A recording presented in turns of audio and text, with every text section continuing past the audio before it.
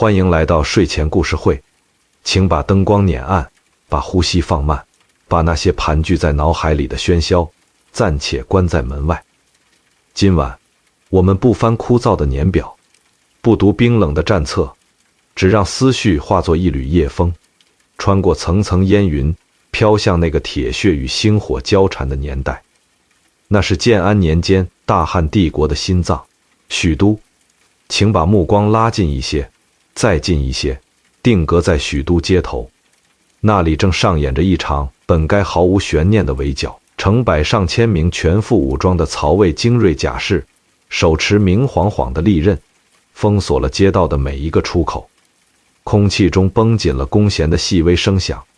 像一根根看不见的钢丝勒住了所有人的喉咙。这是当时天下最强大的暴力机器发出的恐怖威压，而这场兴师动众、如临大敌的围剿，要抓捕的目标却绝不是什么手握重兵的反叛诸侯，而是一个穿着破烂青布道袍、干瘪瘦弱的老头。他叫左慈，字元放，一个在《后汉书·方术列传》里留下了一段让后世无数史学家都感到后背发凉的神秘人物。当时的魏王曹操已经下达了绝不留情的必杀令。在冷兵器时代，当王权的意志化为这铁甲与刀枪，普通人的结局往往只有身首异处这一种可能。但这夜发生的一幕，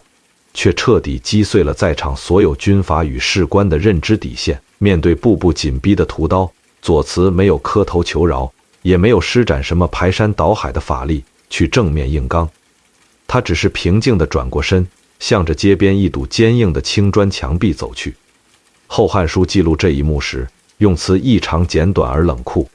操欲杀之，此乃却入壁中，豁然不知所在。”没有光影特效，没有飞沙走石，就在众目睽睽之下，那个瘦弱的躯体就像一滴水融入大海，直接融进了坚硬的墙壁之中，凭空消失了，只留下成百上千的精锐甲士，握着出鞘的兵器，对着一堵空荡荡的墙壁发呆。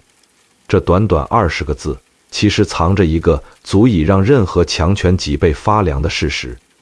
有一种力量，既无法被收买，也无法被恐吓，更无法被刀剑斩杀。曹操那足以扫平天下的100万大军，在面对这样一个完全不受物理法则和世俗权力约束的幽灵时，显得那么滑稽，那么无力。当代表绝对权力的刀剑只能无力地砍向空气，世俗王权那不容侵犯的神话就在这一刻轰然崩塌。左慈究竟是怎么做到的？他真的是能呼风唤雨、穿墙遁地的活神仙吗？要解开这个隐藏在正史背后的千古谜团，我们必须把目光从许都那令人窒息的惊慌中抽离出来，去追溯这一切不可思议的源头。请跟着我把时间轴往回拨动几十个春秋，离开中原的喧嚣，去往长江北岸，那座云雾缭绕的庐江郡天柱山。那时的左慈还没有掌握足以戏弄诸侯的顶级方术，也没有那个让人敬畏的半神光环，他只是庐江郡一个为了躲避战乱不得不隐居山林的普通读书人。当东汉末年的第一场大雪纷纷扬扬地落在天柱山静谧的松林间时，山下那个曾经辉煌的庞大帝国正在进行着一场惨绝人寰的土崩瓦解。中平元年，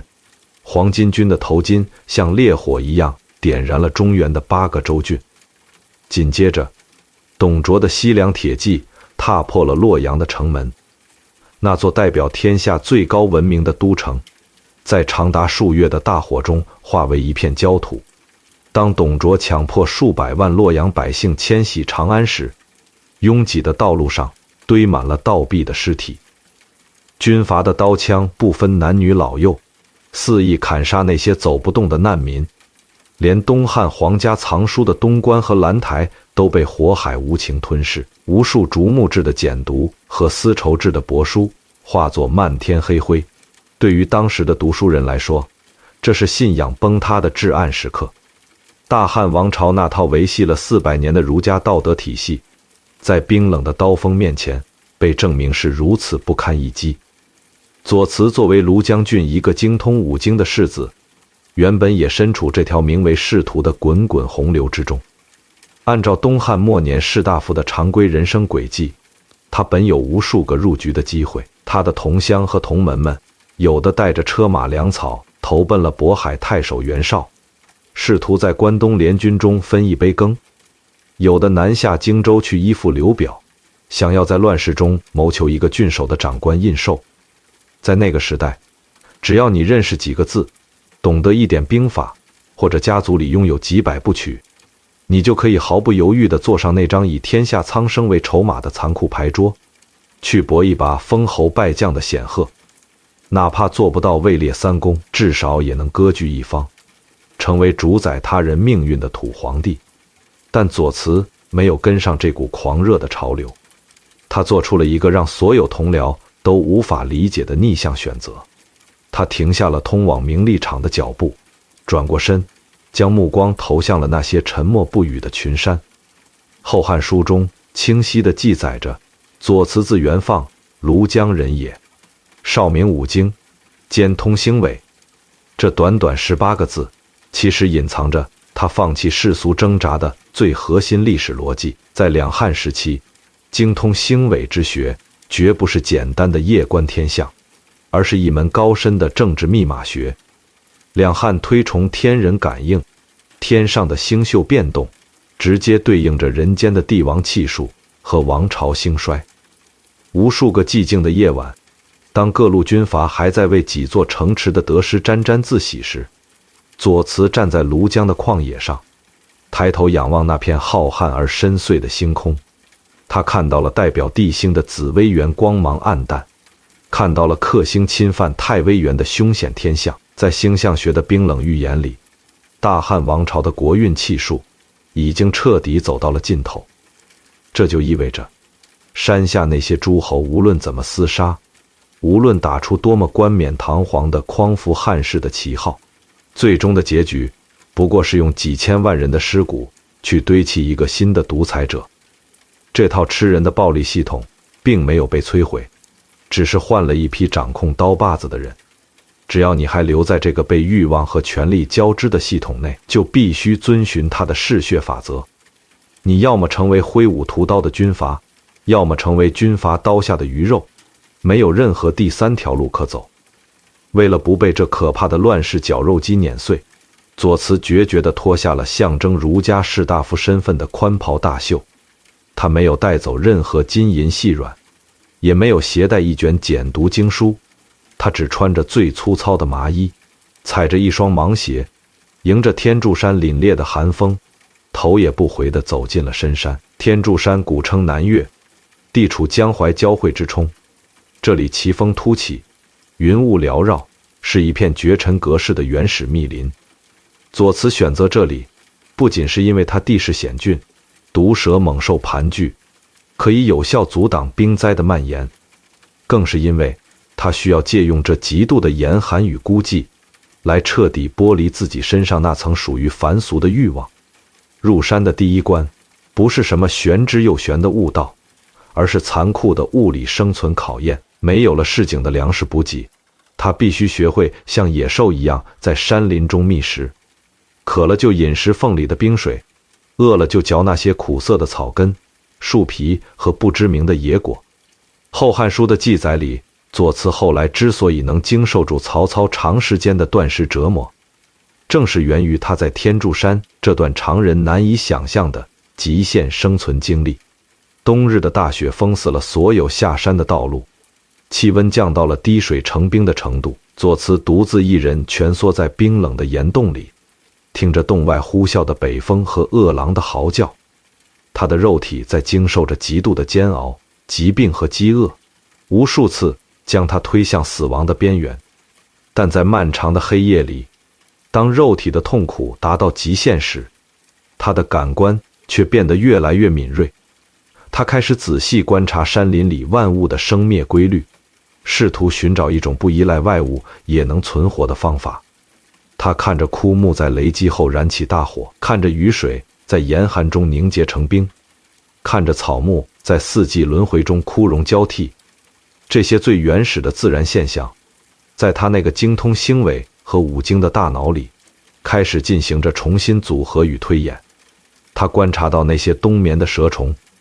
即使几个月不吃不喝，也能在春雷响过之后苏醒过来。他开始模仿这些动物的呼吸节奏，调整自己内脏的起伏，尽可能降低体内的消耗。这就是后来让无数诸侯感到恐惧的辟谷之术的最早雏形。它不是什么凭空捏造的仙法，而是人类在极端恶劣的环境下激发出的最深层的生理潜能。左慈意识到，世俗的权力再庞大，也无法命令春风倒吹，无法让江水逆流，王权只能统治人的肉体。他可以用刀斧将人劈成两半，却永远无法凌驾于这些冰冷而伟大的自然法则之上。如果有人能够掌握并熟练运用这些自然法则，突破人体自身的生理极限，那他是不是就能脱离军阀们的掌控，拥有超越一切世俗王权的终极自由？这个大胆的想法像一颗火种，在左慈那个被严寒冻得几乎失去知觉的躯体里悄然点燃了。为了寻找这个答案，他在天柱山的深处开始了更加漫长而孤独的探索。他攀上无人企及的飞鸟绝壁，去采集那些伴随云雾生长的罕见草药。他深入漆黑的地下暗河，去感受地脉的走向。在雷雨交加的夜晚，端坐山巅，观察雷电的劈落。日复一日，年复一年，他的面容在山峰的雕刻下变得枯瘦如柴，他的皮肤像老树皮一样粗糙，他的须发也在这与世隔绝的岁月中变得苍白如雪。他看起来越来越像一块没有生命的山石，但他的眼眸却越来越亮，宛如寒夜里的孤星。在这段漫长的岁月里，山下的军阀已经换了一茬又一茬。董卓死了，吕布死了，袁绍和曹操正在黄河两岸排兵布阵，准备进行那场决定天下归属的官渡之战。无数曾经在洛阳街头鲜衣怒马的豪杰，都已经变成了荒冢里的枯骨，而左慈却在天柱山的云海中获得了一种超越时间的平静。他切断了与滚滚红尘的所有联系，甚至忘却了人世间的甲子年月。但天柱山并没有辜负他这近乎自虐般的虔诚与决绝。在一次艰难的攀岩中，当左慈徒手拨开那些缠绕了千百年的粗壮古藤时，绝壁的深处赫然露出了一个人为开凿过的痕迹。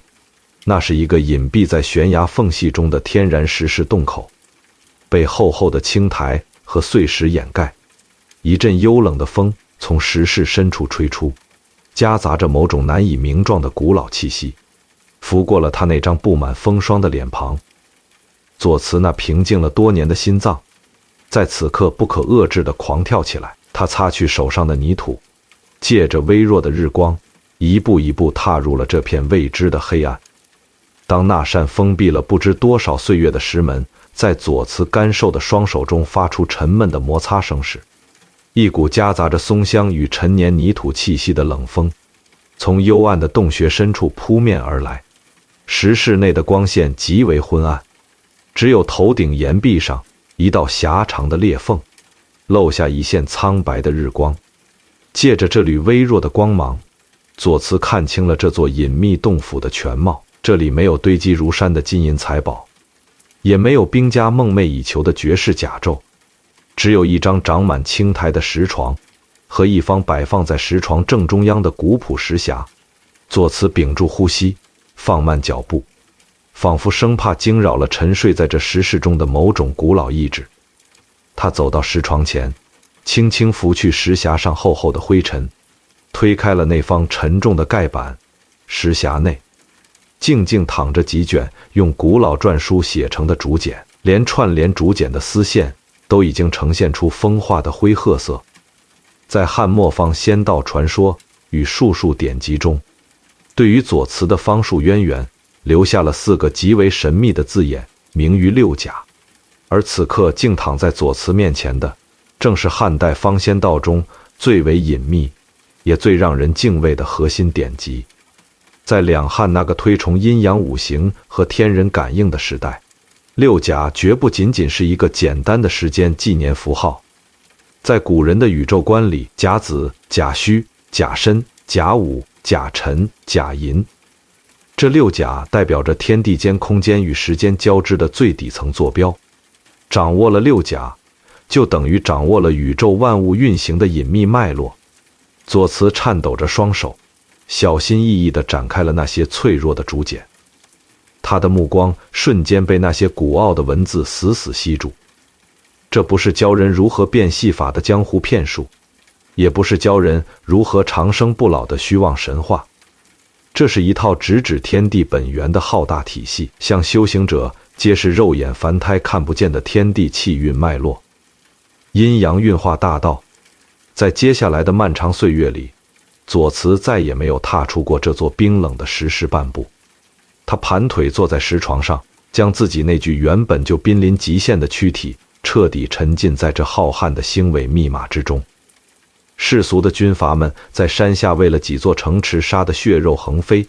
而左慈却在这寂静的石室里试图去掌控风雨雷电的走向，去捕捉金木水火土五行之气的微妙流转。他不再用世俗的目光去看待眼前的世界，在他的眼中，坚硬的岩石、流动的泉水、燃烧的火焰都不再是固定的实体，它们全部都是由天地之气在不同时间和空间节点上聚集散落而形成的临时表象。只要能够精准地算准六甲的方位，找到气脉流动的缝隙，就能在有形与无形之间自由穿梭。为了验证竹简上的法则，左慈开始了一场对自身肉体苛刻的重塑。《后汉书》中明确记载，它能够变化万端，并且可以辟谷力长时间。这绝非一朝一夕之功。他开始调整自己的呼吸，让自己的每一次吐纳都与天上的星辰起伏，山间的日夜交替，保持着惊人的同频。他摒弃了对五谷杂粮的依赖，转而学着去吞咽清晨叶片上的露水，去汲取初生朝阳的那一抹紫气。一开始，巨大的饥饿感像几千万只蚂蚁一样啃噬着他的五脏六腑，但他硬是凭借着超乎常人的意志力，将这种生理上的极度痛苦转化成为一种对精神的极致淬炼。渐渐的，他发现自己的身体发生了一种不可思议的蜕变。原本因为风餐露宿而粗糙枯干的皮肤，开始泛出像玉石一般温润的光泽。他的听觉和视觉变得异常敏锐，甚至能听到10步之外雪花落在松针上的细微声响，能看清黑暗中岩壁上游走的虫蚁。他不再感到饥饿，也不再畏惧天柱山那刺骨的严寒。他的身体仿佛已经融化在这片山林之中，成为了自然的一部分。某一个风雨交加的深夜，左慈坐在石床上，闭着双眼，手指在虚空中按照六甲的方位轻轻勾勒。他感受到周围原本狂暴的雷雨之气，竟然随着他手指的指引，奇迹般地避开了石室的洞口。那一刻，他猛地睁开双眼，深邃的瞳孔中闪过一道摄人心魄的金光。他终于悟透了，他明白了山下那些手握重兵的诸侯们为什么终其一生都在恐惧和焦虑中挣扎。因为世俗的权力再大，也只能依靠暴力去强行改变有形的物质，去砍杀不听话的头颅。而真正的至高法则是顺应无形的规律，是利用万物相生相克的弱点去进行不留痕迹的波动。诸侯们统治的是大汉版图上的土地和人口，而左慈此刻已经将自己的精神植入了那个凌驾于一切世俗王朝之上的天地矩阵之中。当他彻底融会贯通的那一天，用来记录天书的古老竹简仿佛完成了他们跨越千年的使命，在左慈的指尖触碰下，瞬间化作一滩随风飘散的灰烬。左慈站起身，掸了掸那件已经破烂不堪的青布道袍，他没有因为失去天书而感到惋惜，因为那些法则已经深深镌刻在了他的灵魂深处。他缓缓走出石室，迎着初升的朝阳，深深吸了一口山间清冷的空气。不知不觉间，天柱山上的大雪已经融化，漫山遍野开满了不知名的野花。他不知道自己在石室里究竟度过了多少个寒暑，但他知道，那个曾经为了躲避战乱而仓皇逃入深山的凡人左慈，已经死在了那个冰冷的石床上。现在站在这里的，是一个手握天地密码，能够戏弄世俗一切权威的半神。左慈站在天柱山的巅峰，俯瞰着脚下那片依旧被战火笼罩的茫茫大地。此时的中原，各路军阀的兼并已经到了最为惨烈的阶段，无数生灵在权力的倾轧下化为 and 粉。按照道家的传统，修道有成者理应避世不出，羽化登仙。但左慈却没有选择继续在这座仙山上做个超脱的隐士，他那张枯瘦的脸上浮现出了一抹带着几分悲悯，又带着几分嘲弄的复杂笑意。他决定重新走入那个肮脏、血腥且荒诞的凡间。他要去看看那些自以为掌握了生杀大权的乱世诸侯，在面对真正超脱物理法则的方术时，那副高高在上的虚伪面具究竟会被撕裂成什么滑稽的形状？左慈拄着一根随手捡来的枯木拐杖，踩着一双磨破的草鞋，慢悠悠地向山下走去。他的脚步看似缓慢，但缩地成寸的方术让他的身影在山林间若隐若现，犹如一个无法捕捉的幽灵。他的第一站并没有选择战火最密集的中原腹地，而是将目光投向了南方的滚滚长江，投向了那片表面上看起来文风鼎盛、歌舞升平，实则暗流汹涌的荆州。在那里，大汉朝的宗室，名满天下的八郡之一荆州牧刘表，正端坐在他那固若金汤的州牧府里，自以为是地招揽着天下的名士与艺人。当左慈那双沾满了天柱山泥土的草鞋踏上荆州首府襄阳城那平整的青石板街道时，这座南方重镇正展现出一种与北方中原截然不同的繁华与宁静。大街上车水马龙，商贾云集，到处都是从北方逃难而来的士大夫和流民。他们在这片未被战火波及的土地上寻找着乱世中最后的一丝庇护，而为这片土地提供庇护的，正是名满天下的汉室宗亲荆州牧刘表。在东汉末年的诸侯录里，刘表是一个极具传奇色彩却又充满矛盾的掌权者。他早年独身奔赴荆州，借力蒯菜等本土望族，谋略设计，诱斩各路宗贼首领，一步步稳住荆州大局。他不仅坐拥跨州连郡的广袤领土，更在襄阳城内广开学宫，推崇儒风，招揽天下名士，鸿儒汇聚荆襄。在外人眼中，刘表是一位温文尔雅、礼贤下士的儒家名臣，是乱世中少有的仁义之主。但正是《三国志》的作者陈寿，却用4个字冷酷地戳穿了刘表那层仁义的表象外宽内忌。这位表面上宽厚仁慈的荆州牧，骨子里其实充满了对失去权力的极度焦虑与深深猜忌。他可以花费重金去供养那些只会吟诗作赋、空谈心性的文人雅士，因为这些人的笔杆子不仅无法撼动他的统治，还能为他装点出一副盛世明君的门面。但对于那些在民间拥有巨大号召力、行事作风不按常理出牌的艺人，刘表却始终抱着一种近乎偏执的敌意。他深知，在这个皇权崩塌的时代，信仰和神秘力量往往比刀剑更容易煽动底层的百姓。所以当左慈游历来到荆州，并且因为那些神奇的传闻而逐渐引起襄阳城内百姓的狂热追捧时，刘表那根敏感的政治神经立刻紧绷了起来。《后汉书·左慈传》在记载这一段历史时，留下了一句让人心惊肉跳的话：刘表以其妖异，欲杀之。刘表武断地将左慈定性为用妖邪之术蛊惑人心的妖人，并且在暗中动了杀机。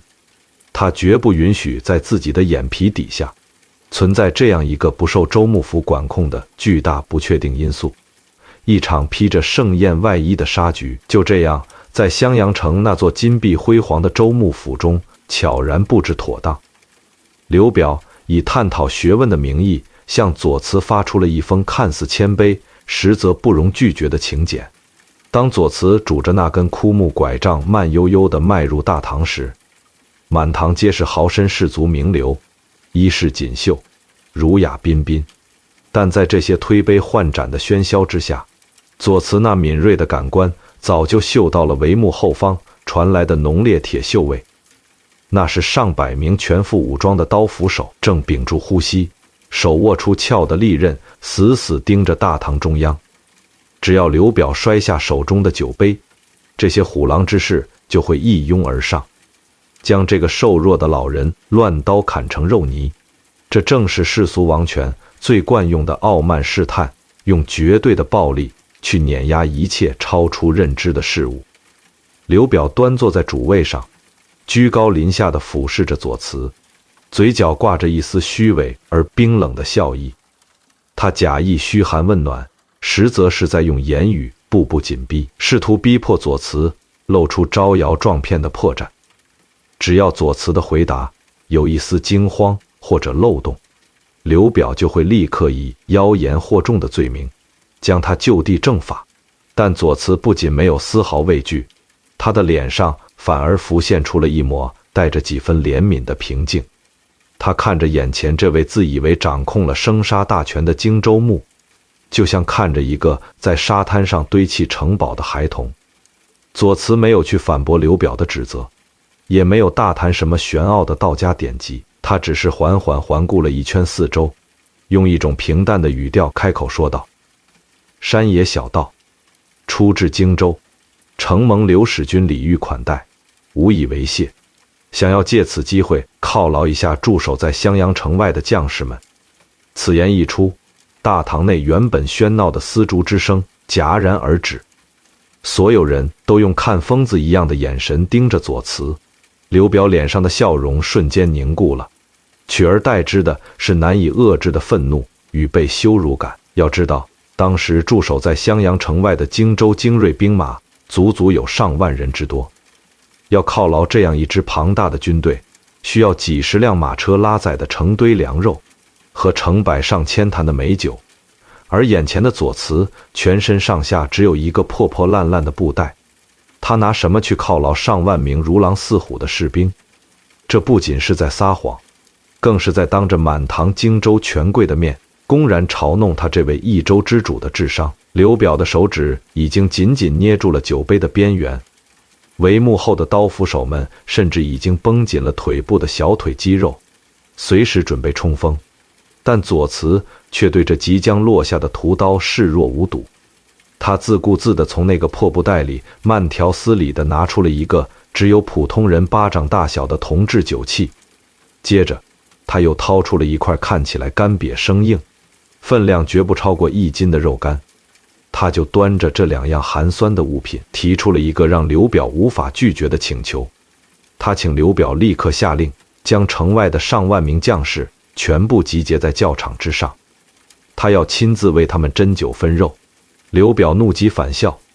他倒要看看这个不知天高地厚的方士，在戳穿了这套荒谬的把戏之后，还有什么遗言可说。伴随着隆隆的战鼓声，上万名身披铠甲的荆州甲士迈着整齐的步伐在教场上列阵完毕。黑压压的军队犹如一片钢铁的森林，散发着令人窒息的肃杀之气。刘表带着满朝文武站在高高的点将台上，冷冷地注视着缓步走下台阶的左慈。左慈那干瘦的身影在这支庞大的军队面前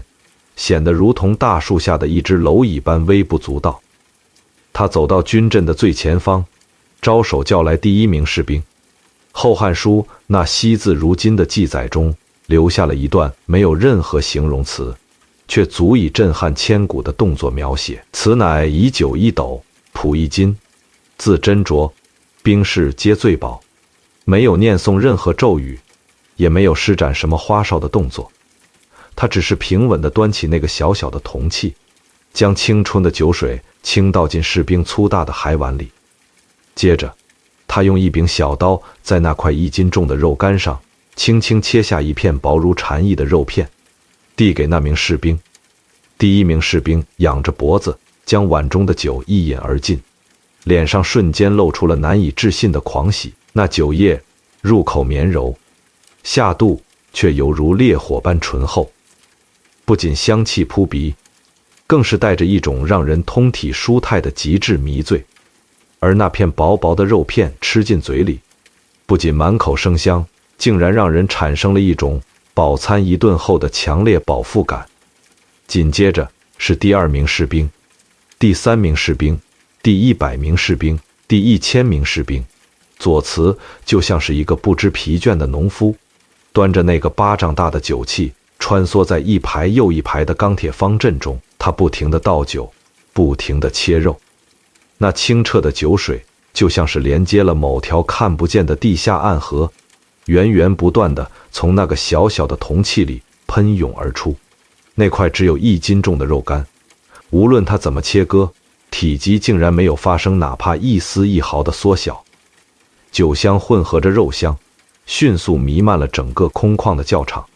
上万名原本纪律严明、面带杀气的荆州甲士，在这源源不绝的美酒面前，彻底放下了兵器。他们争先恐后地接过酒碗，大口吞咽，随后在酒精的作用下跌坐在地，放声大笑。《后汉书》清晰地记录下了这不可思议的最终结局：兵士皆醉饱。1万名身强力壮的士兵，竟然被一个老头用1小杯酒和1斤肉全部灌得酩酊大醉，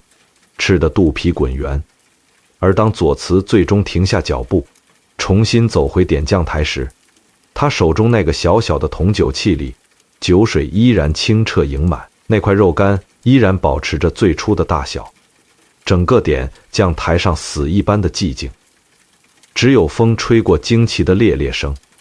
所有荆州名士的下巴都仿佛脱臼了一般，他们大张着嘴巴，却发不出一丝声音。帷幕后，那些原本准备用来砍杀左慈的刀斧手，双手剧烈地颤抖着。锋利的兵器当啷一声掉落在青石板上，刘表怔怔地望着左慈手中依旧如故的酒肉，心神震撼，几欲软倒于独坐坐榻之上。他那引以为傲的10万大军，他那足以震慑天下的生杀大权，在这近乎神迹的降维展示面前，被碾压得粉碎。当一个人掌握了凭空制造万物、无视物质消耗的法则时，世俗的财富和武力对他来说还有什么威慑力可言？刘表内心深处那股翻滚的杀意，在这一刻被一种源自灵魂深处的巨大恐惧彻底冰封了。他终于明白，眼前这个穿着破烂布袍的老人根本不是他能够招安或者杀戮的对象。左慈站在高台上，看着面如死灰的刘表，没有发出一句嘲讽，也没有索要任何的赏赐，他只是微微一拱手，将那个酒器和肉干重新塞回破布袋里，转过身，迎着夕阳的余晖，向着教场外走去。上万名醉倒在地的士兵纷纷为他让开了一条宽阔的道路。刘表没有下令阻拦，荆州的文武百官也没有一个人敢出声挽留，他们只能眼睁睁地看着这个不可捉摸的身影渐渐消失在襄阳城那繁华的市井尽头。在这场兵不血刃的心理博弈中，左慈用一种最直白的方式完成了对地方军阀的第一次压力测试。他证明了，在这个充满杀戮的乱世里，依然存在着一种连屠刀都无法斩断的绝对力量。但襄阳城的风波仅仅只是他在红尘中试水的一道微小涟漪。当左慈离开荆州的边界，登上一艘顺流而下的乌篷船时，滚滚东去的长江水正带着他驶向一片更加血腥、更加不信鬼神，也更加暴虐的土地。当那艘乌篷船随着滚滚长江的波涛，最终停靠在江东的渡口时，左慈面前展开的是一片被强悍的武力彻底犁平的新兴霸业。统治这片土地的是年仅20多岁，被天下人敬畏地称为小霸王的孙策。孙策和那些出身名门、讲究儒家礼法的诸侯截然不同，他就像一头刚刚挣脱锁链的下山猛虎，信奉的是最为纯粹、最为直接的丛林杀戮法则。在短短几年时间里，他仅凭着几千兵马横扫江东6郡，把那些盘根错节的豪强杀得血流成河。对于这样一个凭借绝对暴力打下江山的年轻军阀来说，世界上没有任何东西是刀剑劈不开的，如果有，那就再多砍几刀。正因为对自身武力的极度自负，孙策对于那些在民间享有盛誉、试图用宗教信仰来聚集信徒的方式，抱有一种异常偏执的仇视。他曾在众目睽睽之下，毫不留情地斩杀了深受江东百姓爱戴的道教首领虞姬。即使面对母亲的苦苦哀求和满城军民的叩首请愿，孙策那柄滴血的屠刀也未曾有过半点迟疑。在他那套冷酷的权力逻辑里，妖言惑众者必须死，神仙如果挡了王权的道，也一样要被斩下头颅。所以当左慈那神秘莫测的方术传闻随着长江的江风飘进孙策的耳朵里时，这位江东之主根本没有像刘表那样去摆什么鸿门宴，或者进行试探。神仙传用直白的几个字记录下了孙策那不加掩饰的杀意策，闻而恶之，将杀辞，没有罪名，不需要审判，仅仅是因为我讨厌你，我就要你的命。当追剿的指令从军营中传出，数百名江东最精锐的轻骑兵犹如离弦之箭般冲上了街道。孙策更是亲自跨上那匹久经沙场的纯种大宛战马，手持长枪，要在江东的土地上再次上演一场追逐方士的好戏。沉重的马蹄声犹如密集的闷雷，震得道路两旁的树叶纷纷坠落，扬起的尘土遮天蔽日。战马打着响鼻，骑士们的铠甲在阳光下反射出令人胆寒的凛冽光芒，这是足以在一瞬间冲垮一个小型营寨的惊人冲锋。而就在这股钢铁洪流的正前方，那条笔直的土路官道上，左慈正背对着这群气势汹汹的追兵，不紧不慢地向前走着。他依然穿着那件破旧的青布道袍，手里拄着一根随处可见的木拐杖。最引人注目的是，他脚下穿着一双笨重且难行走的厚底木屐。在南方潮湿的泥土路上，木屐每走一步都会发出一声沉闷而清晰的哒哒声。孙策骑在狂奔的战马上，远远看到了那个干瘦的背影，嘴角露出了一抹冷冽的淡笑。步兵在平原上遭遇骑兵的冲锋，结果只能是被巨大的冲击力撞得难以站稳，难以招架。更何况这个老头脚上还穿着不便于奔跑的厚底木屐。孙策猛地一加马腹，大宛战马发出一声长嘶，再次提速，像一道黑色的闪电般向着左慈的后背追去。100步、50步、20步，孙策甚至已经能在风中闻到那个老头身上散发出的陈旧布料气息。他握紧了手中的长枪，准备迎接刺穿骨肉的那一丝阻力。但就在双方的距离缩短到只有5、6步远的时候，一件彻底颠覆了人类物理常识的诡异现象发生了。大宛战马依然在声嘶力竭地狂奔，四蹄腾空，肌肉因为过度用力而高高隆起，汗水顺着马鬃如雨般洒落。而在道路的正前方，仅仅5、6步远的地方，左慈依然在拄着拐杖慢吞吞地走着，他脚下的木屐依然保持着那种不急不躁的哒哒节奏，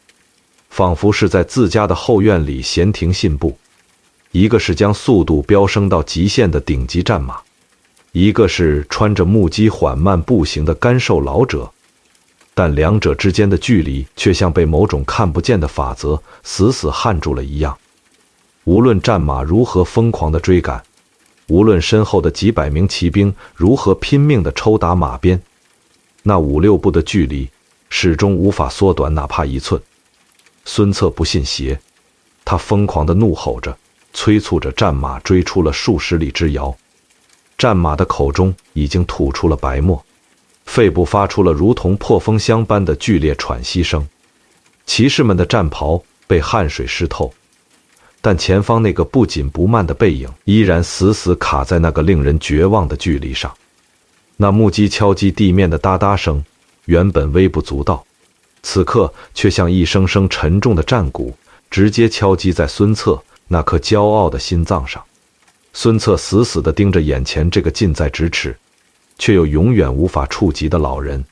他握着长枪的手心已经被冷汗浸透，一种前所未有的深深无力感，像冰水一样浇灭了他满腔的战意。神仙传对这场旷世追逐的结局给出了9个字的最终定论策：乃知其有神道，乃止。这位横扫江东，从不畏惧任何敌人的小霸王，终于在这场荒诞的追逐中低下了他那高昂的头颅。他猛地勒住马缰，战马前蹄高高扬起，发出一声精疲力竭的长鸣，重重地停在了原地。孙策没有再下令放箭，也没有再试图用任何武力去挑衅这个背影。他终于明白，自己那引以为傲的刚猛武力，在这个掌握了超自然法则的老人面前，简直就像是一个挥舞着木棍的无知孩童。当绝对的强权遭遇了完全无视物理空间规则的降维打击时，王权那看似无坚不摧的锋芒，其实脆弱的不堪一击。左慈没有回头，也没有发出任何胜利者的嘲讽，他依然保持着那个慢悠悠的步伐，伴随着木屐那单调的哒哒声，渐渐消失在了江东弥漫的水雾之中。他在这片最崇尚勇武的土地上，用最轻描淡写的方式从众围下安然隐退，并且在那个冷峻的心底留下了一道永远无法抹去的敬畏烙印。但左慈的这场游历并没有因为江东的退避而结束。随着他在荆州和江东接连展现出这等惊世骇俗的异象，那个名为左慈的方士之名终于如同长了翅膀一样飞越了长江的天险。这股带着神秘色彩的传闻一路向北，穿过了中原的崇山峻岭，最终飘进了大汉帝国那座权力最为集中也最为深不可测的政治风暴眼。此时的曹操刚刚在北方的连年征战中彻底击溃了袁绍的残部，将整个中原与黄河流域牢牢握在了自己的掌心之中。作为这个时代最深谋远虑的政治家，曹操对民间的宗教信仰和艺人方式有着一种近乎偏执的警惕与掌控欲，因为他亲眼见证过几十年前那个叫张角的落地秀才，仅仅靠着几张符水和几句洞语，就掀起了席卷天下，让东汉王朝分崩离析的黄巾起义。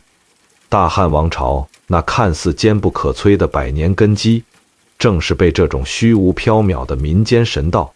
从最底部彻底蛀空的。所以曹操在独揽大权之后，推行了一项极具针对性且手段强硬的强硬国策。据他的儿子曹植在《变道论》中明确记载，曹操下令将天下那些享有盛名的艺人方士注释、甘吉以及后来的神医华佗等人全部强行征召到了许都。曹操对外的理由冠冕堂皇，说是为了让这些高人互相切磋方术，为朝廷寻求长生养生之道。但真正的核心历史逻辑是为了将这些拥有煽动底层百姓、引发巨大社会动荡能力的危险分子统一关进权力的钢铁牢笼里。曹操绝不允许在自己的统治版图内还有人能凭借超自然的光环去游走四方，蛊惑那些愚昧无知的黎民百姓。这是一场将所有不稳定的神权因素集中圈禁，就近监视的强硬政治维稳行动，而左慈在南方搞出的那些连地方诸侯都无可奈何的惊世骇俗之举，自然早就触碰到了曹操那根最敏感的政治神经。当曹军的兵士最终在长江边的一个渡口截住那个穿着破旧青布道袍的干瘦老人时，他们原本已经做好了遭遇激烈反抗，甚至准备动用重兵强行索拿的准备。毕竟对于一个习惯了闲云野鹤、云游四海的山野艺人来说，许都那座戒备森严的丞相府无异于有去无回的无底深渊。更何况若是左慈随便施展他在江东那种让孙策、铁骑都追赶不上的奇门遁术，这几个兵士根本连他的衣角都摸不到。但左慈的反应却完全出乎了所有持刀甲士的预料，他只是平静地将手中那根枯木拐杖在泥土上顿了顿，微微点了点头，竟然十分痛快地答应了这场前途难测的北方之行。他甚至没有要求回去收拾任何行李，就那样两手空空，从容不迫地登上了曹军为他准备的马车。在前往许都那长达月余的漫长旅途中，负责押送的曹军将士一路上都保持着如临大敌的极度紧张与戒备。他们夜间扎营时都手按刀柄，生怕这个传说中能够呼风唤雨的方式在半夜里使出什么异术遁逃。但左慈一路上只是安静的闭目养神，除了偶尔讨要一口粗茶淡饭，几乎没有任何多余的言语和异常的举动。他就像一个最为温顺、手无缚鸡之力的普通老人，静静地跟随着这辆代表着世俗强权的囚车，一步一步走向那个权力的深渊。当马车终于驶入中原腹地，那座巍峨宏大、代表着大汉帝国最高统治心脏的许都城，犹如一头蛰伏的钢铁巨兽出现在地平线上。高耸入云的厚重城墙上，密密麻麻地矗立着手持强弓劲弩的守城甲士，冰刃的寒光在阳光下连成一片。城门外，一队队骑兵和步兵正在进行着严密到令人窒息的盘查，任何可疑之人都休想踏入城门半步。这里是天下权力的绝对中心，每一块平整的青石板下都尘封着无数政敌的过往，空气中都仿佛弥漫着浓烈的凝重与肃穆之气。那个名义上的大汉天子汉献帝被软禁在这座城市最深处的宫廷里，形同枯木傀儡。而真正主宰着天下苍生生杀大权，一眼可决千万人生死的，是那位端坐在丞相府里的乱世霸主。当左慈走下马车，踩在许都那坚硬冰冷的街道上时，周围所有路过的人都向他投来了充满异样，甚至带点可怜的目光。在这些久居政治漩涡的中原人看来，一个没有门第背景、没有一兵一卒，只穿着一身破布道袍的干瘪老头，被曹丞相专门派重兵押解进京。这跟半只脚已经踏进鬼门关，即将大祸临头没有什么区别。但左慈依然是那副云淡风轻的模样，他那双深邃而明亮的眼眸缓缓扫过那些高大森严的建筑和手持利刃的士兵，他的内心没有掀起任何波澜，因为他深知自己跨越千山万水来到这座天下最危险的修罗场，绝不是来束手就擒的。那些在山野中修炼方术的隐士，如果一辈子只敢在远离人烟的深山老林里孤芳自赏，那他们的境界永远只能停留在逃避现实的凡人层面。真正的半神必须直面这个世界上最极致、最冷酷、最庞大的世俗强权，他要在这种绝对威压的眼皮底下，在那个让全天下人都闻风丧胆的独裁者面前，完成自己对于所谓王权的终极解构。他要以无可辩驳的事实向天下人证明，在浩瀚的自然法则和宇宙造化面前，人间的刀兵和霸权只不过是一场虚妄可笑的幻梦。丞相府那两扇巨大的朱红大门在沉闷的轴承摩擦声中缓缓洞开。左慈在2排带刀侍卫的严密夹击下，迈步走进了那座宽阔宏大、压抑的让人喘不过气来的中堂大殿。曹操并没有坐在高高的主位上，摆出那副直接下令推出去处置的审判者姿态。作为一位精通帝王心术的顶级政治家，曹操非常清楚，对付这种在民间享有极高声望的方式，如果上来就动武，反而会成就对方誓死不屈的殉道者名声。更何况，曹操骨子里也有一种对未知力量的强烈征服欲和拆穿谎言的极度自信。他要当着大汉帝国所有核心精英的面，彻彻底底地拆穿这个老头的把戏，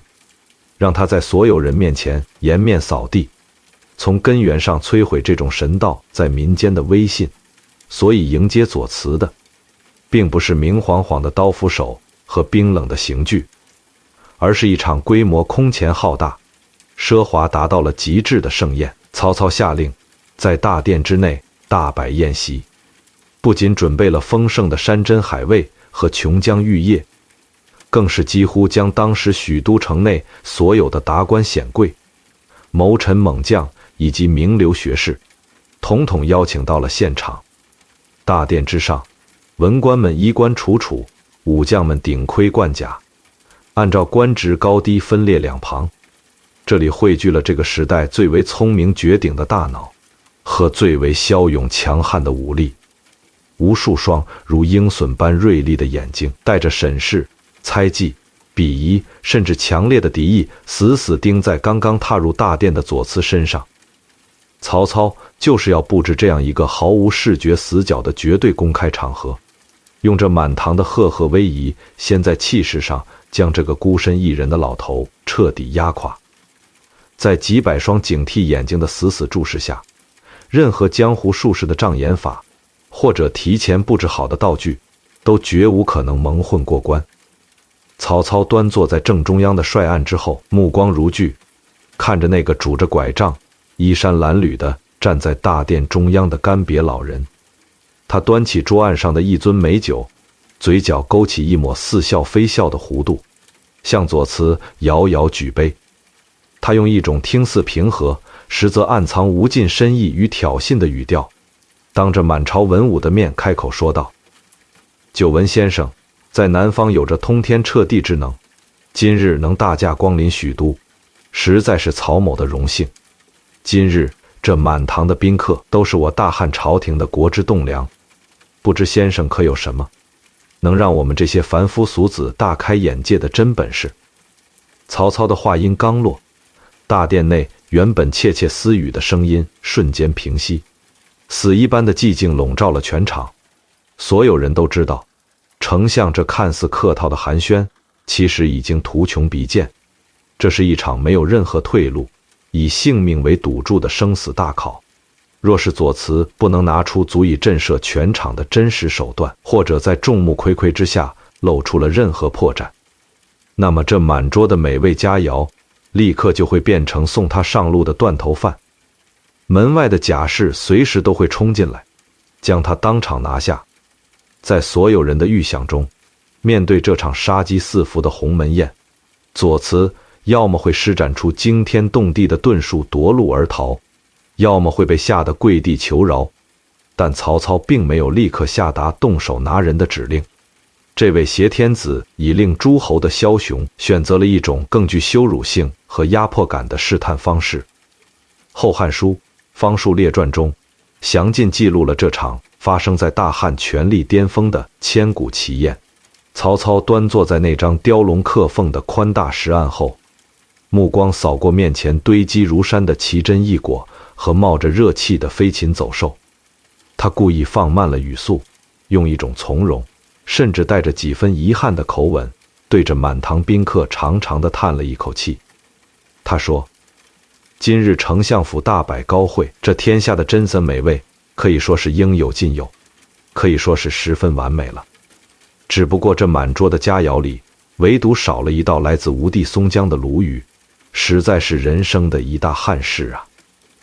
这句话听起来像是一个主人在宴席上微不足道的待客遗憾。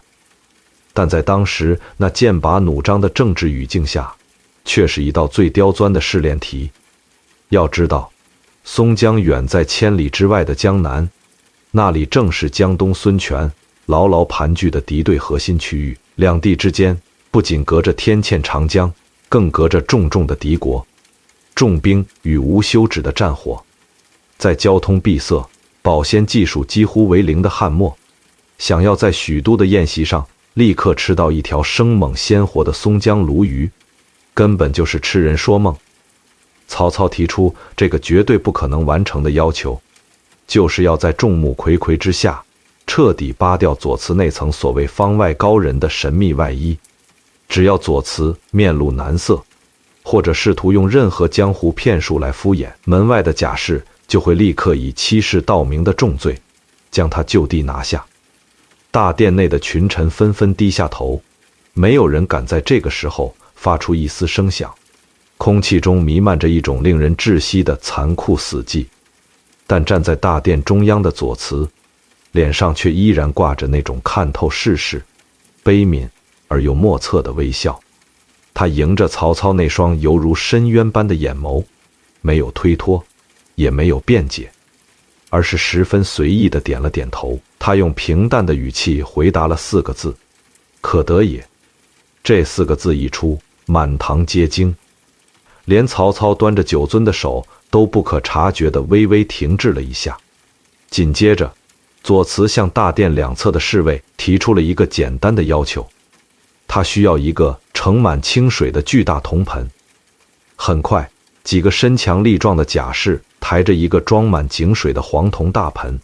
重重地放在了大殿的正中央。盆中的清水在灯火的映照下泛着微弱的波光，清澈见底，里面除了水什么都没有。左慈从自己那个破烂的布袋里慢条斯理地抽出了一根普通的竹竿，在竹竿的一头系上了一根纤细的丝线，他甚至还在丝线的末端挂上了一点鱼饵。然后他就像一个坐在乡间池塘边的闲散老农一样，将鱼线轻轻甩入了那个黄铜水盆之中。整个大殿几百号大汉帝国的顶级精英就这样呆呆地看着一个老头在丞相府铺满青石板的干燥大殿里对着一盆刚刚打上来的井水垂钓。这画面荒诞到了极点，有些武将甚至已经握紧了刀柄，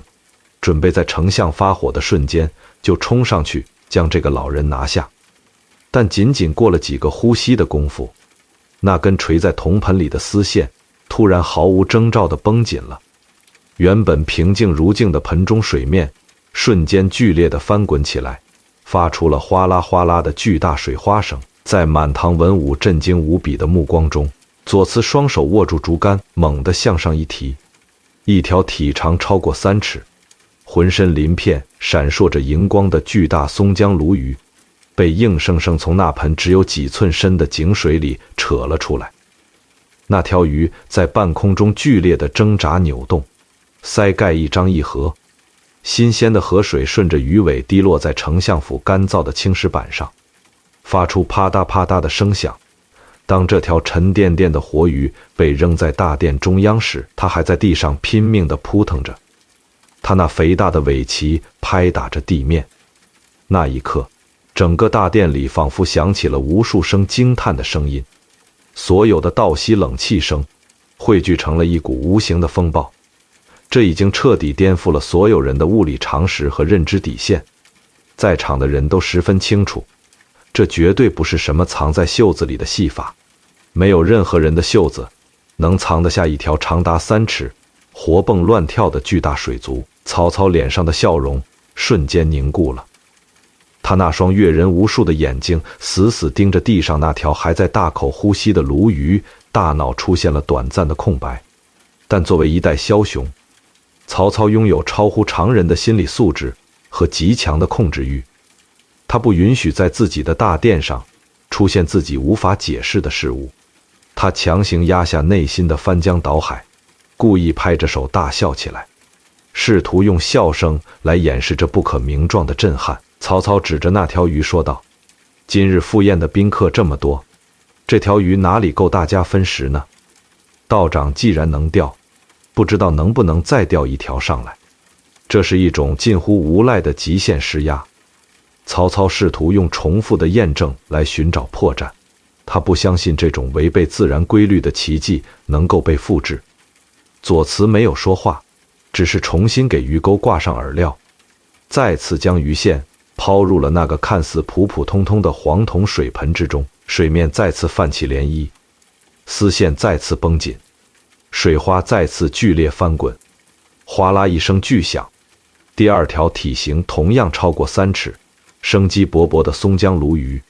被直接甩到了曹操的石岸前方。2条巨大的鲈鱼在许都丞相府的地砖上并排翻滚着，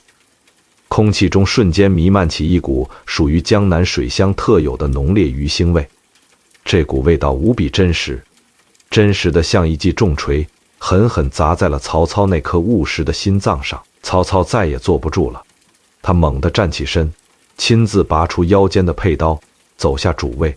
来到了那2条鱼的面前。《后汉书》记载：“操自割之。”曹操挥舞着锋利的刀刃，当着所有人的面，亲自将这2条鱼细细料理，切成薄如蝉翼的生鱼片。鲜亮的鱼汁流淌在地砖上，晶莹剔透的鱼肉在灯光下散发着诱人的色泽。汁是热的，肉是鲜的，骨头是硬的。这一切都在向大汉丞相证明着一个令人绝望的事实：这不是虚无缥缈的幻术，这是确确实实的物理降临。这个穿着破衣服的老头拥有着瞬间跨越千山万水的神奇力量。曹操的手指微微颤抖着，但他依然咬紧牙关，不肯在众人面前承认自己的王权在这股未知力量面前的溃败。他转过身，将那把沾满鱼汁的刀扔在地上，抛出了今晚的第3个，也是最为致命的一个试探。曹操冷冷地看着左慈说道：“既然现在有了这等极品的生鱼片，只可惜少了一味用来佐餐的蜀中生姜。益州蜀地山川险阻，道路崎岖，距离许都更是何止万里。”曹操不仅提出了地点，更在这句话的背后隐藏了一个只有他自己知道的绝对密码。曹操紧接着说道：“我前些日子刚好派遣了一个密使，前往蜀地采购当地特产的蜀锦。道长如果真的能够瞬间前往蜀中采摘生姜，那就请你在蜀地的集市上找到我的密使，告诉他，让他额外再多买2匹蜀锦带回来。”这是一个阴险到了极点的双重验证。拿回生姜还不足以证明什么，也许生姜是左慈提前藏在身上的，但那个远在万里之外的密使和多买2匹蜀锦的指令，是曹操临时起义的绝密，是任何人都无法提前伪造的绝对情报。面对这个在当时看来完全无解的死局，左慈依然只是微微点了点头，说了一句：“亦可得也。”他没有闭上眼睛念咒，也没有做出任何夸张的动作。在史书的记载中，左慈只是简单的转身，做出了一个辞去的动作。须臾之间，他又重新站在了大殿中央。这一次，他的双手之中捧着一把还带着蜀地特有深色泥土，芬芳新鲜的，仿佛刚刚从地里拔出来的老姜。左慈将那把生姜轻轻放在曹操的案头，然后用一种几乎没有任何起伏的声音说道：“丞相的话，小道已经带到了。密使答应会如所嘱，多买2匹蜀锦。”大殿里的人已经麻木了，他们看着那把带着泥土气息的生姜，再看看地上的生鱼片，感觉整个世界的运行法则都在这一夜被彻底撕裂了。而这把生姜带来的震撼，在1年之后才真正达到了让人后背发凉的顶点。根据《后汉书》那冷酷的后续记载，1年多以后，那个前往蜀地采购蜀锦的密使终于回到了许都。当曹操在密室中询问密使采购详情时，密使战战兢兢地汇报说，在某年某月某日的蜀中集市上，他突然遇到一个根本不认识的青衣老者。那个老者拦住他，准确无误地传达了丞相让他多买2匹蜀锦的密令，而那个日期精确到了极致，正是许都丞相府大摆高会，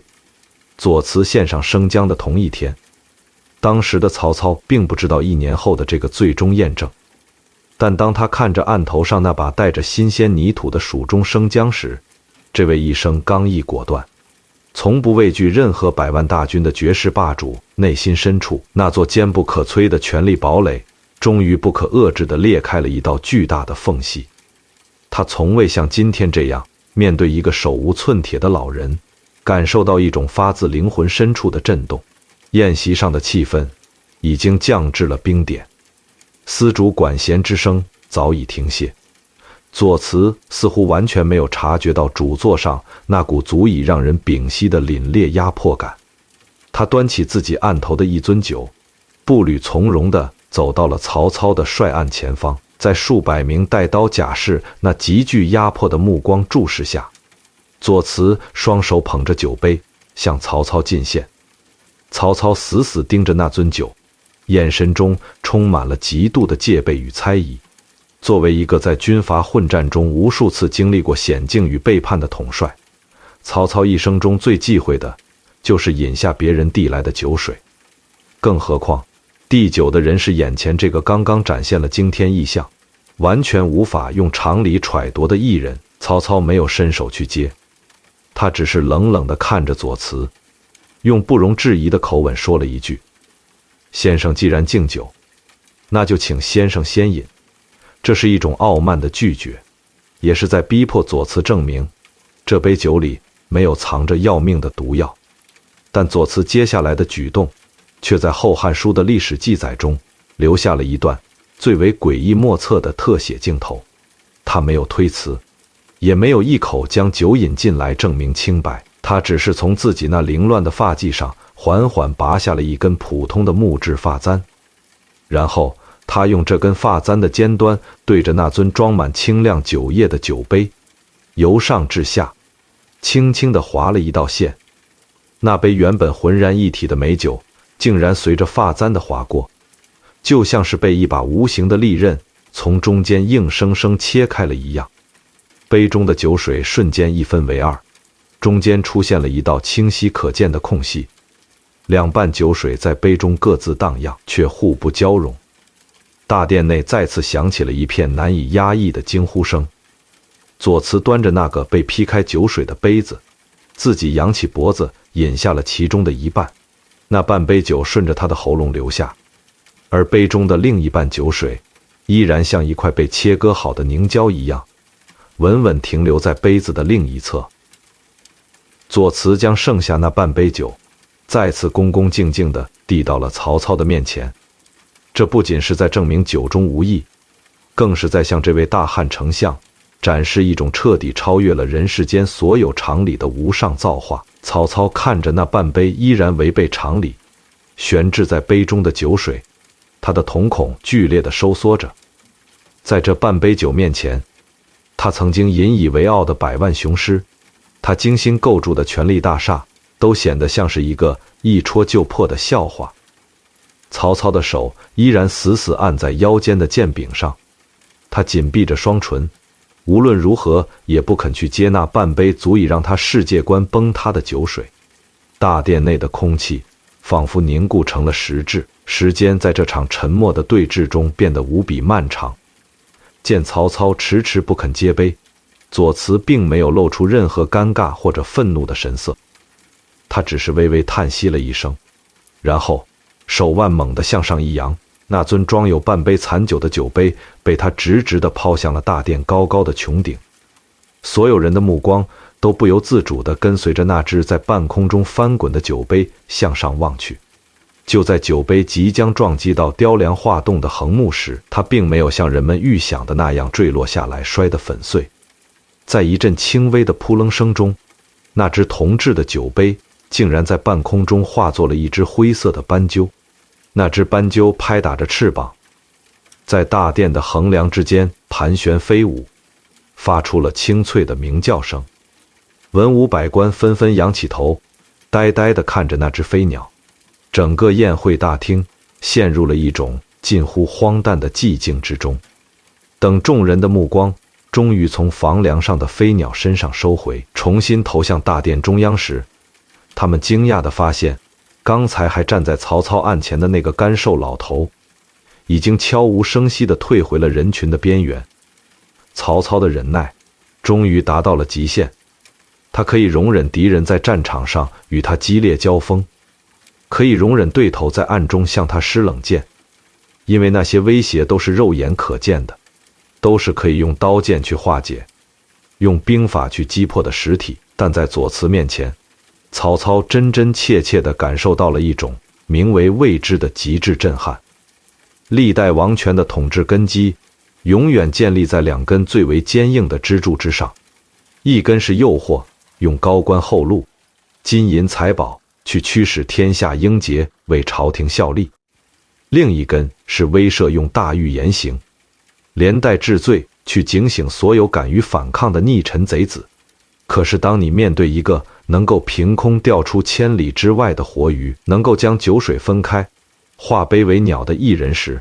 你拿什么去诱惑他？当一个人已经超脱了生老病死的世俗常理，连大自然的造化都能随意揉捏时，你又拿什么去威胁他？不能被收买，也不能被威胁。这就是世俗王权最无法容忍的绝对死角。如果放任左慈这样的人在民间游走，大汉朝廷的律法与权威将荡然无存。老百姓如果知道天下还有这样一种可以无视丞相生杀大权的神力，那曹魏政权辛辛苦苦建立起来的信仰就会瞬间崩塌。天无二日，民无二主，这片土地上绝不允许存在任何比王权还要神秘、还要不可战胜的力量。为了维护世俗权力的唯一性，为了掩盖自己内心深处那股无法言说的波动，曹操那张铁青的脸上终于浮现出了一抹没有任何温度的冷酷神情。他猛地一拍面前的帅案，放置在案头的那把蜀中生姜被震得滚落到了地上。曹操厉声怒喝，指着人群边缘的左慈，向大殿内外的甲士下达了最终的指令：此等狂徒竟敢在相府大殿之上施展异术，祸乱人心！来人，给我拿下！伴随着这一声令下，大殿外那些早就严阵以待的重甲武士，如同汹涌的黑色潮水一般涌入了大殿。沉重的铁甲碰撞声和长刀出鞘的铮鸣声瞬间撕碎了宴会厅里那荒诞的寂静。数十名如狼似虎的军士扑向了那个看起来弱不禁风的老人，层层兵刃犹如密不透风的铁网，将左慈死死围在正中央。在所有人的注视下，面对这群气势汹汹的甲士，左慈没有再次施展任何让人眼花缭乱的奇术，他没有反抗，也没有躲避，只是顺从地站在原地，任由那些冰冷的刀刃架在自己的脖子上。他那双看透世事的眼睛越过重重的人影寒光，平静地望向高台之上的曹操，那眼神中没有怨恨，也没有祈求，反而带着一种看待世间万物皆为虚妄的深深悲悯。当沉重的生铁锁链粗暴地缠绕上左慈那干瘦的手腕和脚踝时，发出了刺耳的金属摩擦声。这声音在大殿内回荡，仿佛是王权在向天下人宣告着他不可挑战的森严威仪。两名身材魁梧的甲士一左一右，死死钳住左慈的胳膊，将他强行向着大殿之外拖去。满朝文武都低垂着头，没有人敢在这个时候站出来为这个艺人求情，他们只能用眼角的余光看着那个穿着破旧道袍的身影，在重重铁甲的押解下逐渐消失在丞相府深深的庭院之中。曹操重新跌坐在主位的矮榻上，胸膛剧烈地起伏着。他看着空荡荡的大殿中央，仅仅将这个人抓起来还远远不够。他不仅要剥夺这个老人的自由，他更要用最严酷的手段一点一点地摧毁这个艺人的生命体征。他要让全天下人都看到，无论是多么神通广大的仙人，只要被关进了死牢，就只能是一具等待腐烂的凡人肉体。这座专门为左慈准备的牢笼，并非寻常羁押犯人的木栅铁坎，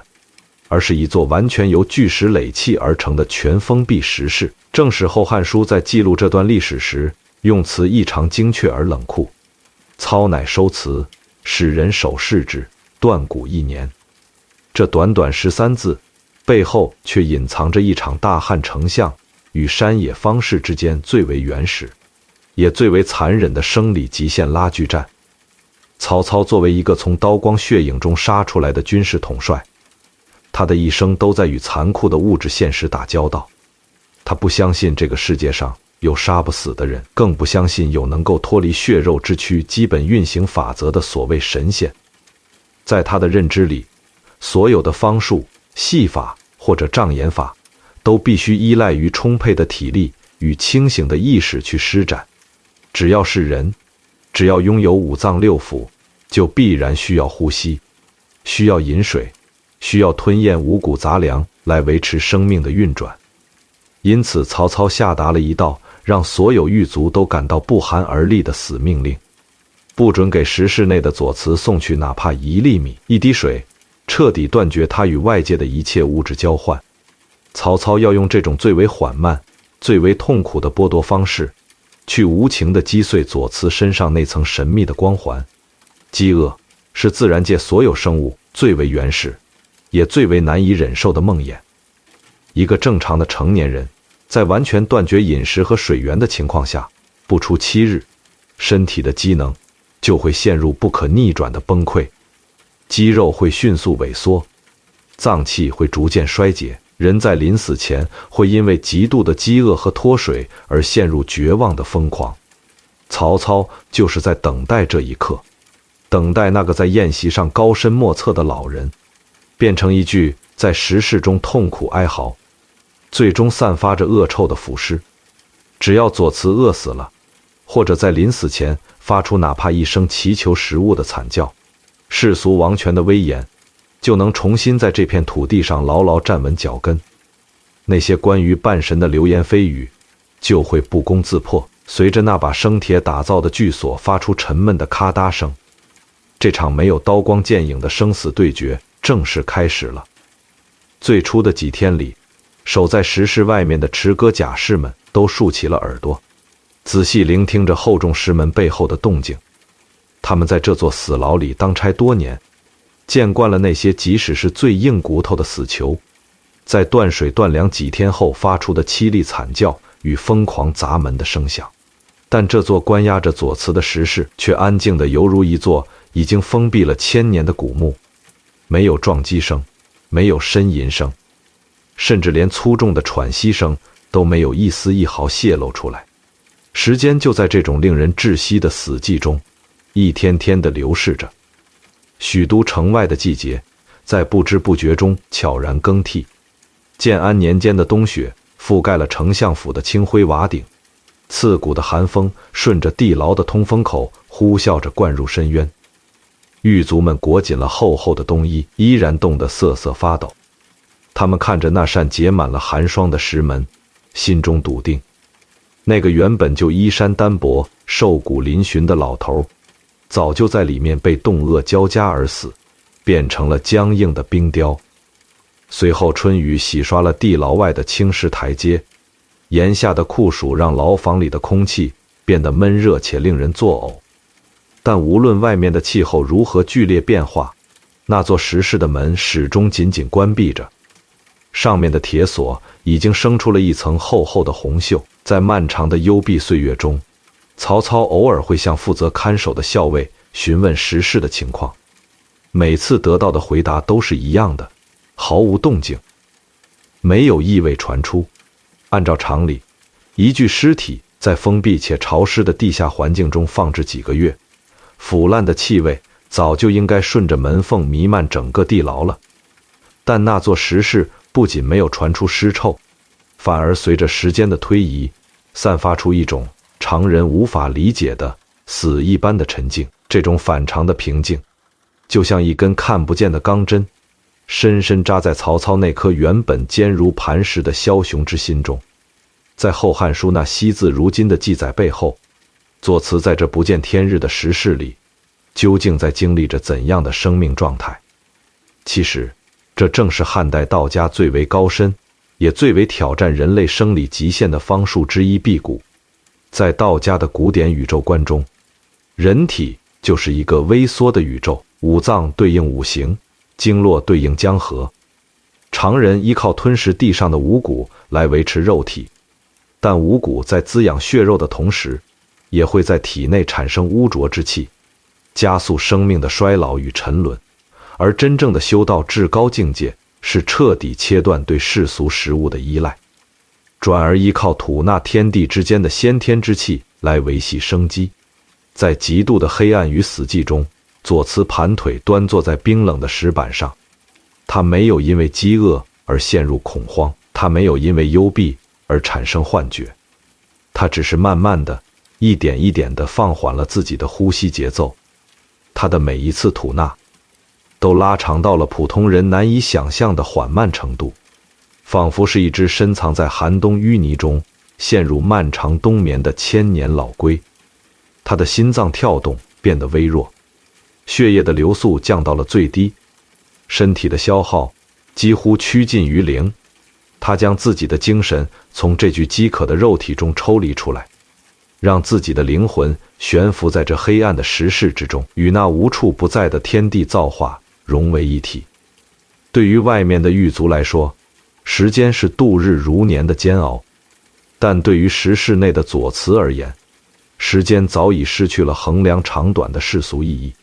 日月星辰的流转，春去秋来的更迭，在他的感知里，不过是天地在进行着一场缓慢而悠长的呼吸。就这样，整整1年的时间，365个日日夜夜，在那把生锈的铁锁上无声地划过了。这不仅远远超出了人类断食的生理极限，更是超出了当时所有大汉精英对生命科学认知的最高上限。建安年间的又一个秋天降临了，曹操终于下达了打开石室的命令。这位权倾天下的大汉丞相，亲自带着一众文武心腹，提着昏黄的灯笼，踏入了这座阴冷刺骨的地牢深处。曹操的脚步声在空旷的甬道里回荡，他的面色阴沉如水，握着剑柄的手指因为过度用力而微微泛白。无论石室里是一具白骨累累的尸骸，还是一具风干的木乃伊，他都要亲眼看到这个艺人最终屈服于世俗物理法则的惨状。随着几名魁梧的甲士用铁锤砸开那把锈死的大锁，10几个壮汉齐喊号子，用力推开了那扇尘封了1年的青石巨门。伴随着令人牙酸的轰隆巨响，一股久违的新鲜空气和火把的光芒瞬间涌入了这片黑暗的死地。石门大开的瞬间，几名胆小的文官甚至捂住了口鼻，生怕闻到那种令人作呕的恶臭。但预想中的腐败气味并没有出现，取而代之的是一股如同深山古松般清冷而干燥的奇特气息。曹操强忍着内心的悸动，在侍卫的护卫下，大步跨入了石室之中。火把的光芒照亮了石室的每一个角落，也照亮了那个盘腿坐在正中央石床上的干瘦身影。当曹操的目光与那个身影接触的刹那，这位一生杀伐果断的枭雄，感觉自己的心脏仿佛被一只冰冷的大手死死捏住了。在正史的记载中，对于这一刻的画面定格，只留下了4个足以让世俗王权感到绝望的汉字，颜色如故。整整断水断粮1年，365天的幽闭死牢折磨，坐在石床上的左慈不仅没有变成一具枯骨，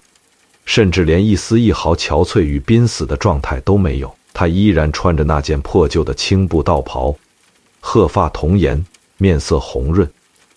他那干枯却挺拔的身躯里依然散发着勃勃的生机。当刺眼的火把光芒照在他的脸上时，左慈缓缓地睁开了那双紧闭了1年的眼睛。那双眼眸依然深邃明亮，清澈的看不见半点人间的烟火气。更没有哪怕一丝一毫对强权的畏惧与祈求。他平静地注视着目瞪口呆的曹操，仿佛这一年的死牢监禁只不过是他在天柱山石洞中一次寻常的午后小憩。这一幕彻底击溃了曹操引以为傲的理性防线。曹操可以理解战场的胜负，可以理解权谋的算计，但他绝对无法理解，也无法接受一个血肉之躯为什么可以完全无视自然法则的规律。如果连断水断粮、剥夺一切生存物资的极端手段都杀不死这个人，那世俗的刑罚对他来说还有什么意义？如果王权的牢笼关不住这种拥有神力的方式，那这天下还有谁会真正敬畏大汉朝廷的律法和丞相的刀斧？一种前所未有的极致恐惧，犹如黑夜中疯长的野草，瞬间吞没了曹操的理智。当一个乱世霸主发现自己手中的绝对暴力在某个个体面前变得像纸糊一样可笑时，他本能的反应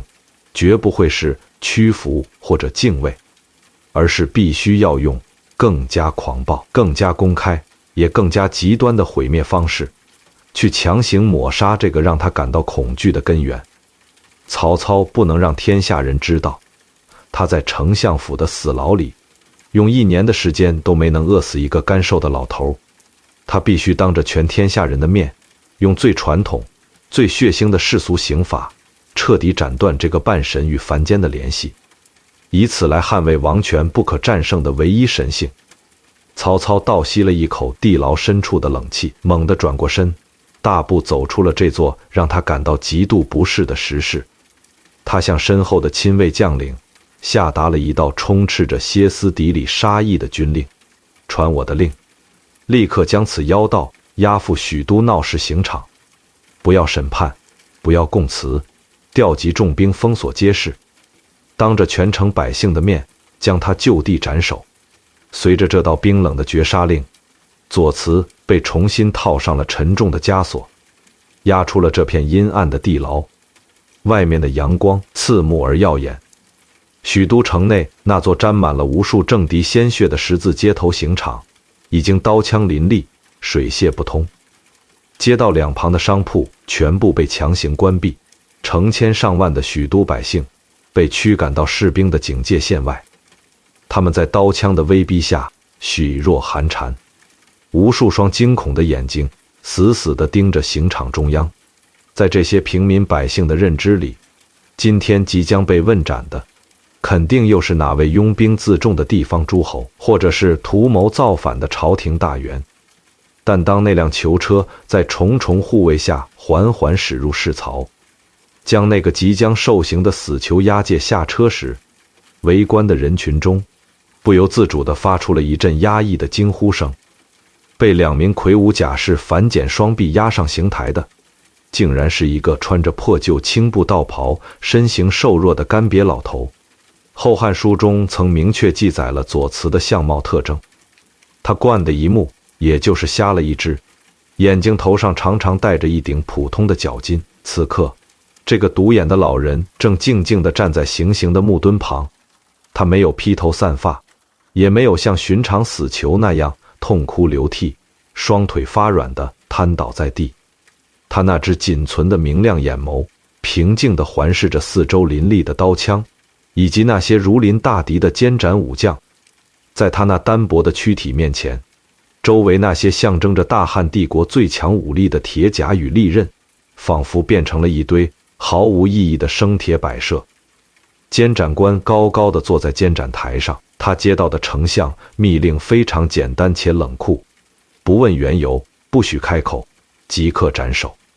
曹操为了防止这个异人再在众目睽睽之下施展什么祸乱人心的手段，剥夺了他留下任何遗言的权利。随着监斩官用力将手中那只代表着死亡的令旗掷在地上，行刑的战鼓声轰然擂响，沉闷的鼓声犹如催命的雷鸣，一下又一下地敲击在所有人的心脏上。那名赤着上身、满脸横肉的刽子手端起一碗烈酒，猛地喷洒在那柄宽厚沉重的鬼头大刀上，锋利的刀刃在阳光下闪烁着刺目的寒芒。这把刀曾经砍下过无数枭雄和叛将的头颅。刽子手大喝一声，高高举起那柄沉重的大刀，浑身的肌肉奔张，带着一股足以劈开巨石的凶悍力量，向着左慈那干瘦的后颈毫不留情地狠狠劈了下去。围观百姓中有许多人吓得闭上了眼睛，不忍直视这即将血肉横飞的残酷一幕。监斩官的嘴角已经露出了如释重负的冷笑，在他看来，无论这个老头在南方有过多么神奇的传说，只要这势大力沉的一刀砍实了，那颗花白的头颅就会立刻滚落在地，所有的神话都将在这泼洒的鲜血中彻底终结。但就在那冰冷的刀刃距离左慈的脖颈仅仅只有不到半寸的绝对死角时，左慈那原本静立不动的身体突然毫无征兆地向后退了半步。这看似极不经意的半步，却让他整个人的后背直接贴在了刑场后方那堵厚重的青砖高墙上。接下来发生的一幕，成为了在场数千名曹军精锐和许都百姓终生无法摆脱的梦魇。正是《后汉书》用冷静客观的笔触定格了这不可思议的瞬间，此乃却入壁中，豁然不知所在。没有刺目的强光，没有掩人耳目的烟雾，也没有任何咒语的吟唱。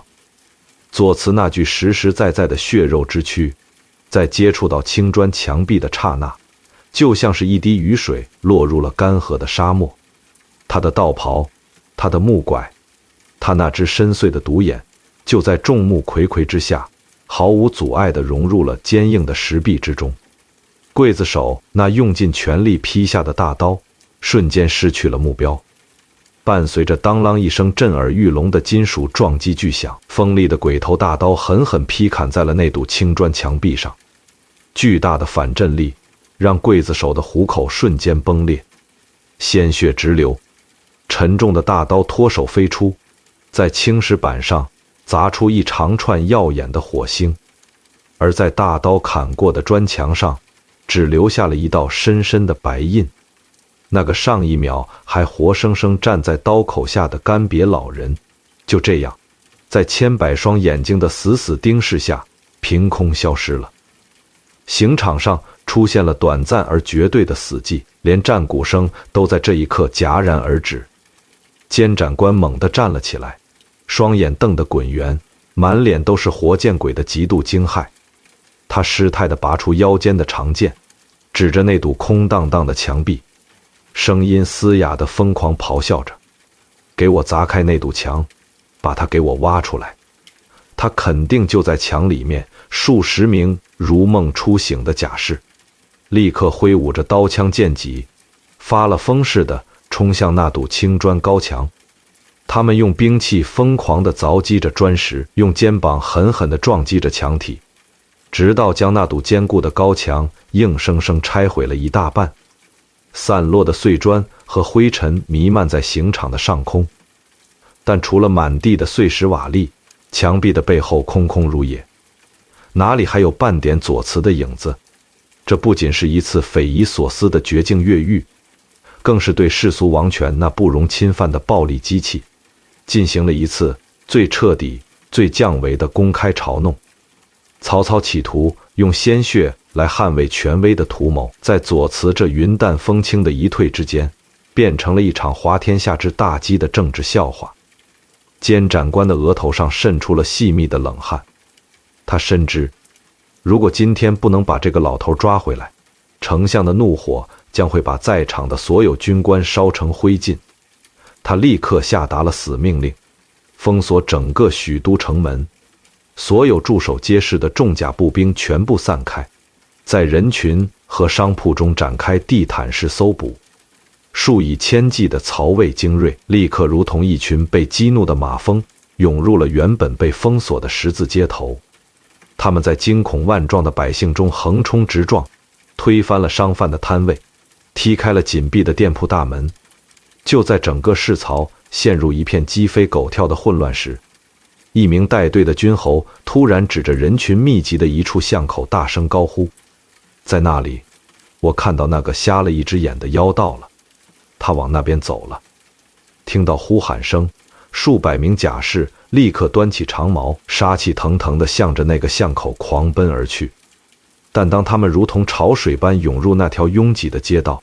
准备将那个青袍身影扑倒在地时，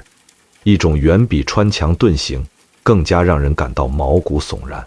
更加颠覆人类理智的恐怖异象毫无预兆地降临了。《后汉书》对这场是曹搜捕的结局留下了9个字的历史绝唱，或见于世，将不知，而世人皆变形同之，不知孰是。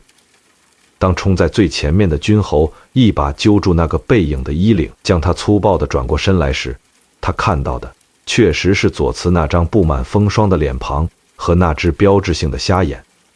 但还没等他下令捆绑，身旁的一名甲士突然发出了一声凄厉到极点的惨叫。军侯猛地转过头，顺着甲士手指的方向看去，他的心脏瞬间停止了跳动。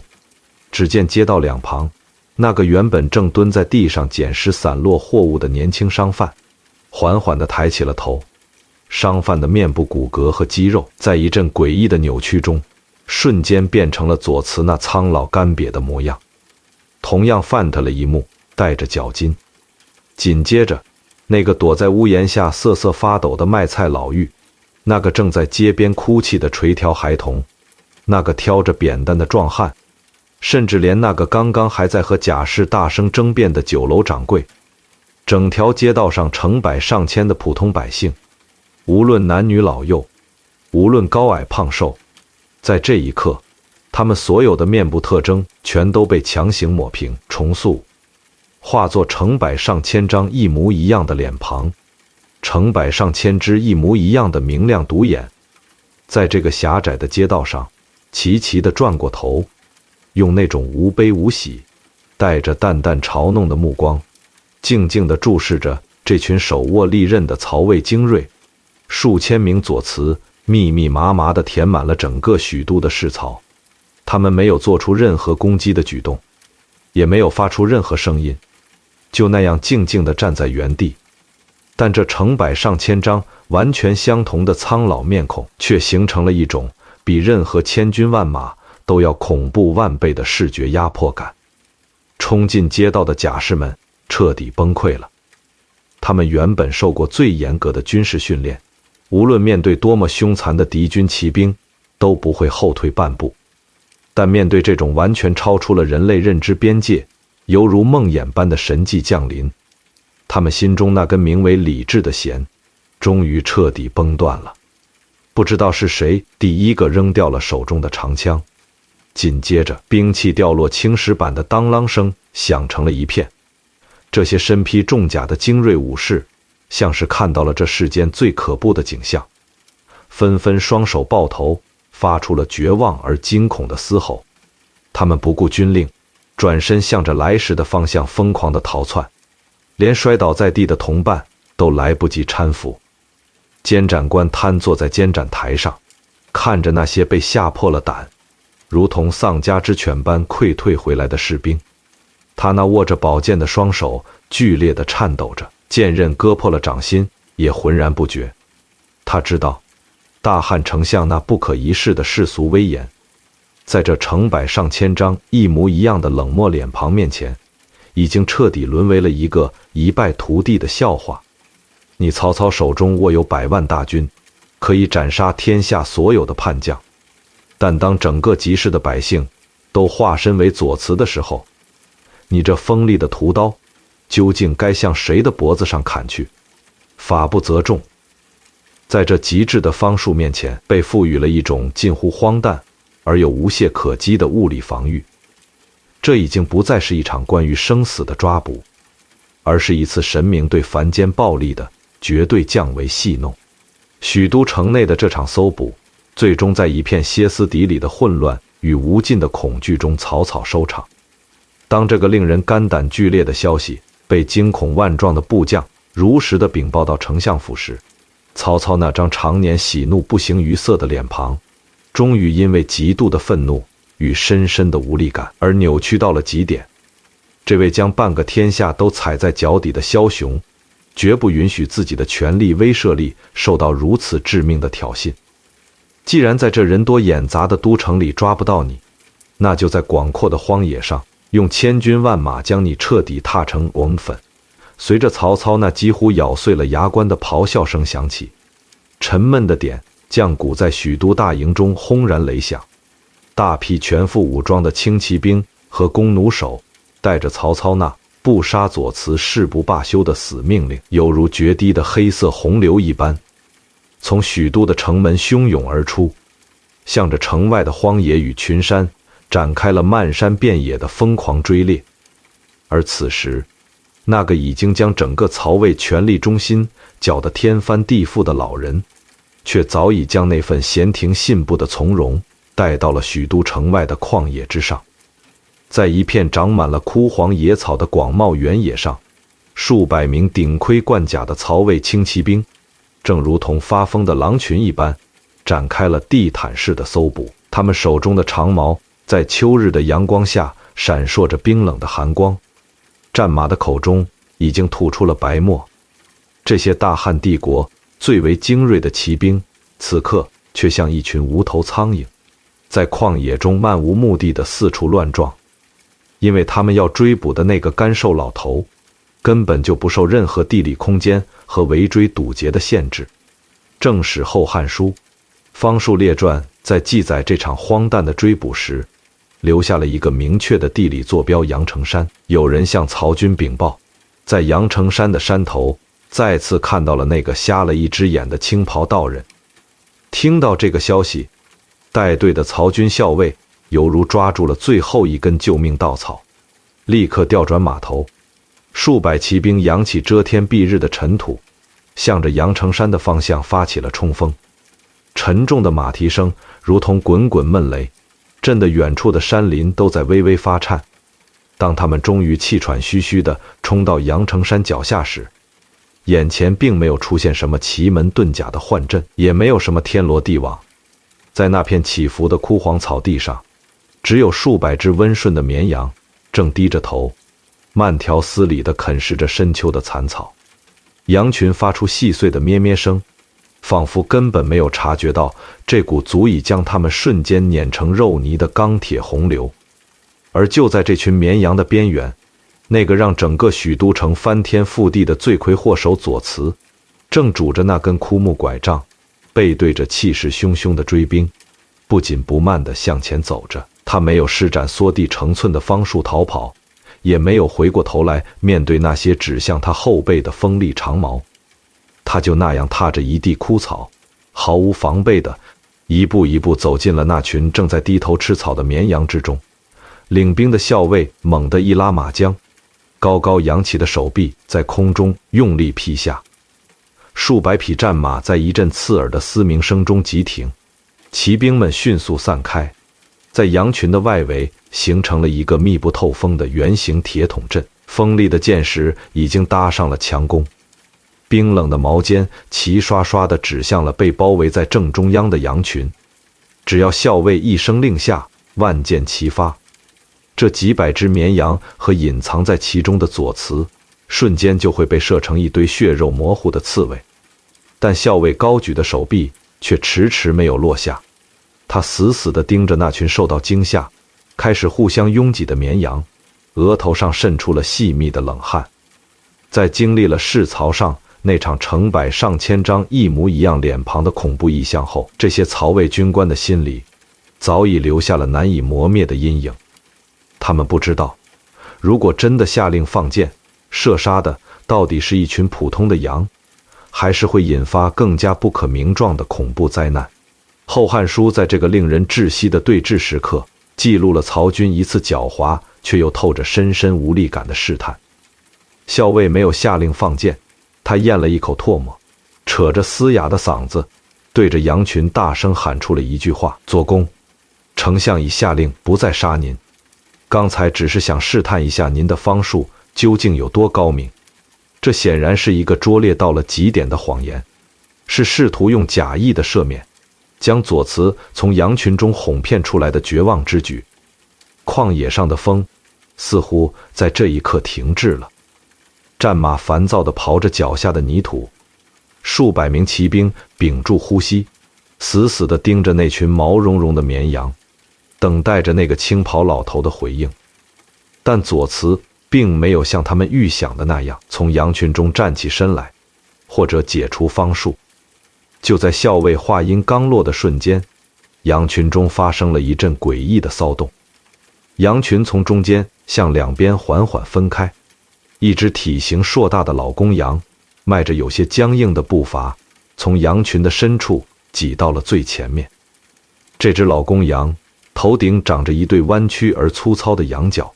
浑身的羊毛沾满了草屑和泥土。他走到包围圈的最边缘，停下了脚步，抬头看向高高坐在马背上的校尉。接下来发生的一幕彻底粉碎了在场所有人的理智，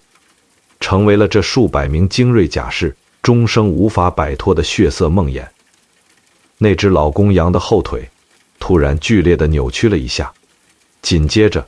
它竟然像人类一样弯曲着后腿的膝盖，硬生生地直立了起来。它的前蹄无力地垂在胸前，整个身躯呈现出一种极度违背动物骨骼解剖学的诡异直立姿态。他那双横向瞳孔的羊眼死死地盯着马背上的校尉，然后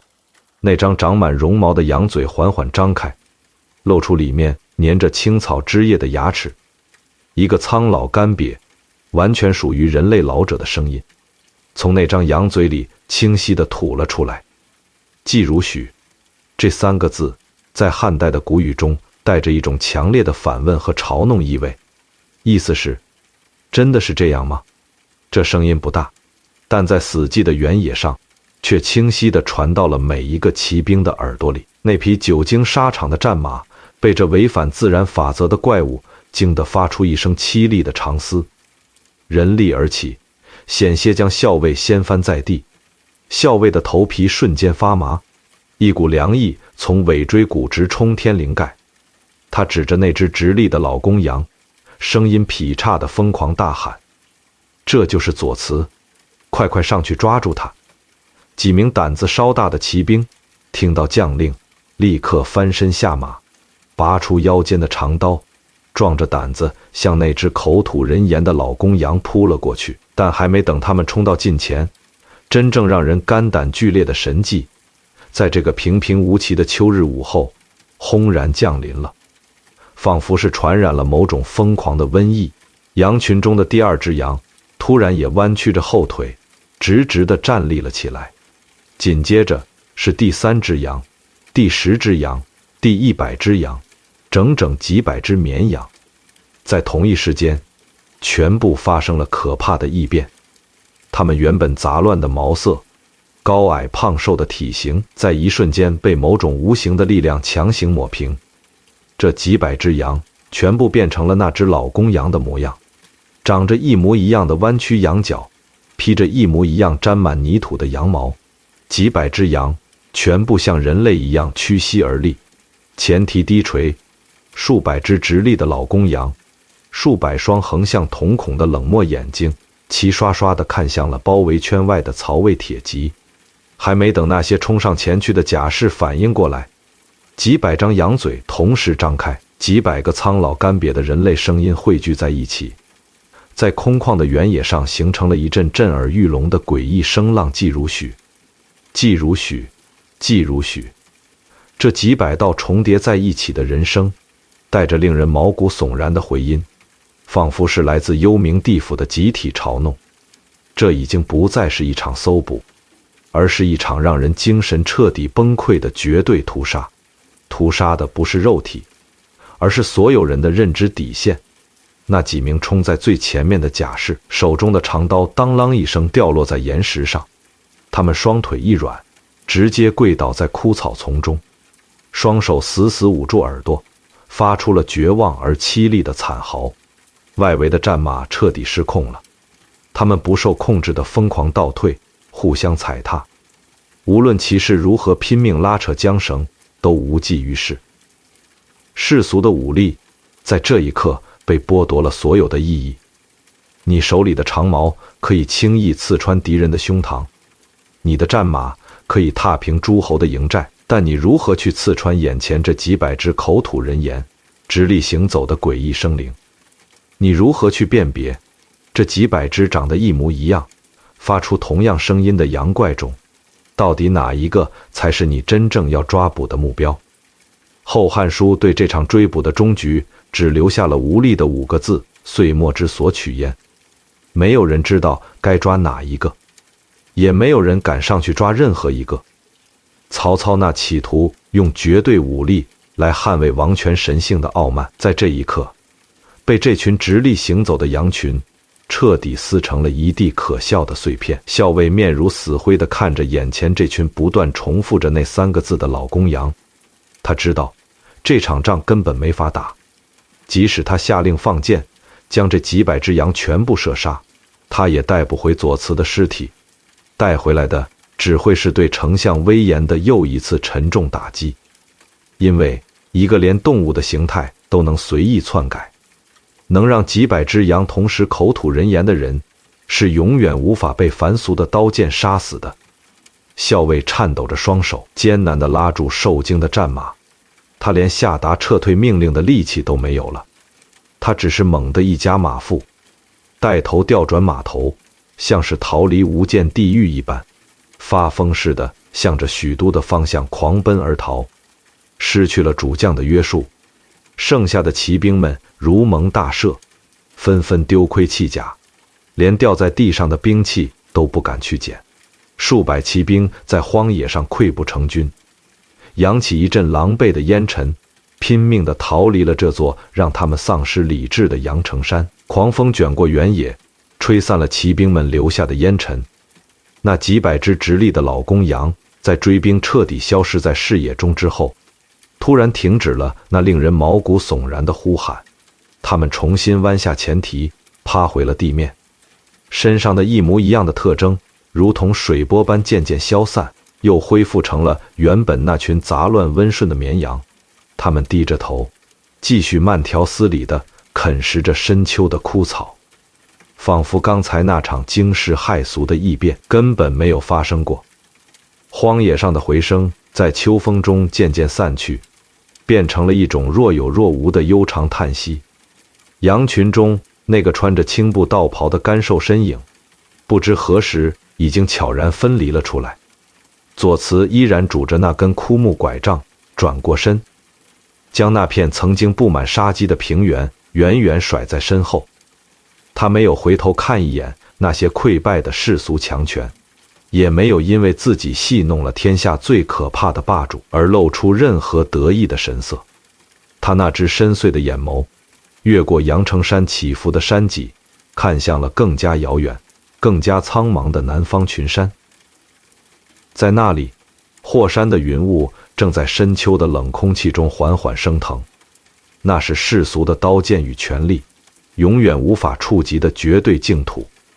那个从天柱山初雪中走来的方外高人，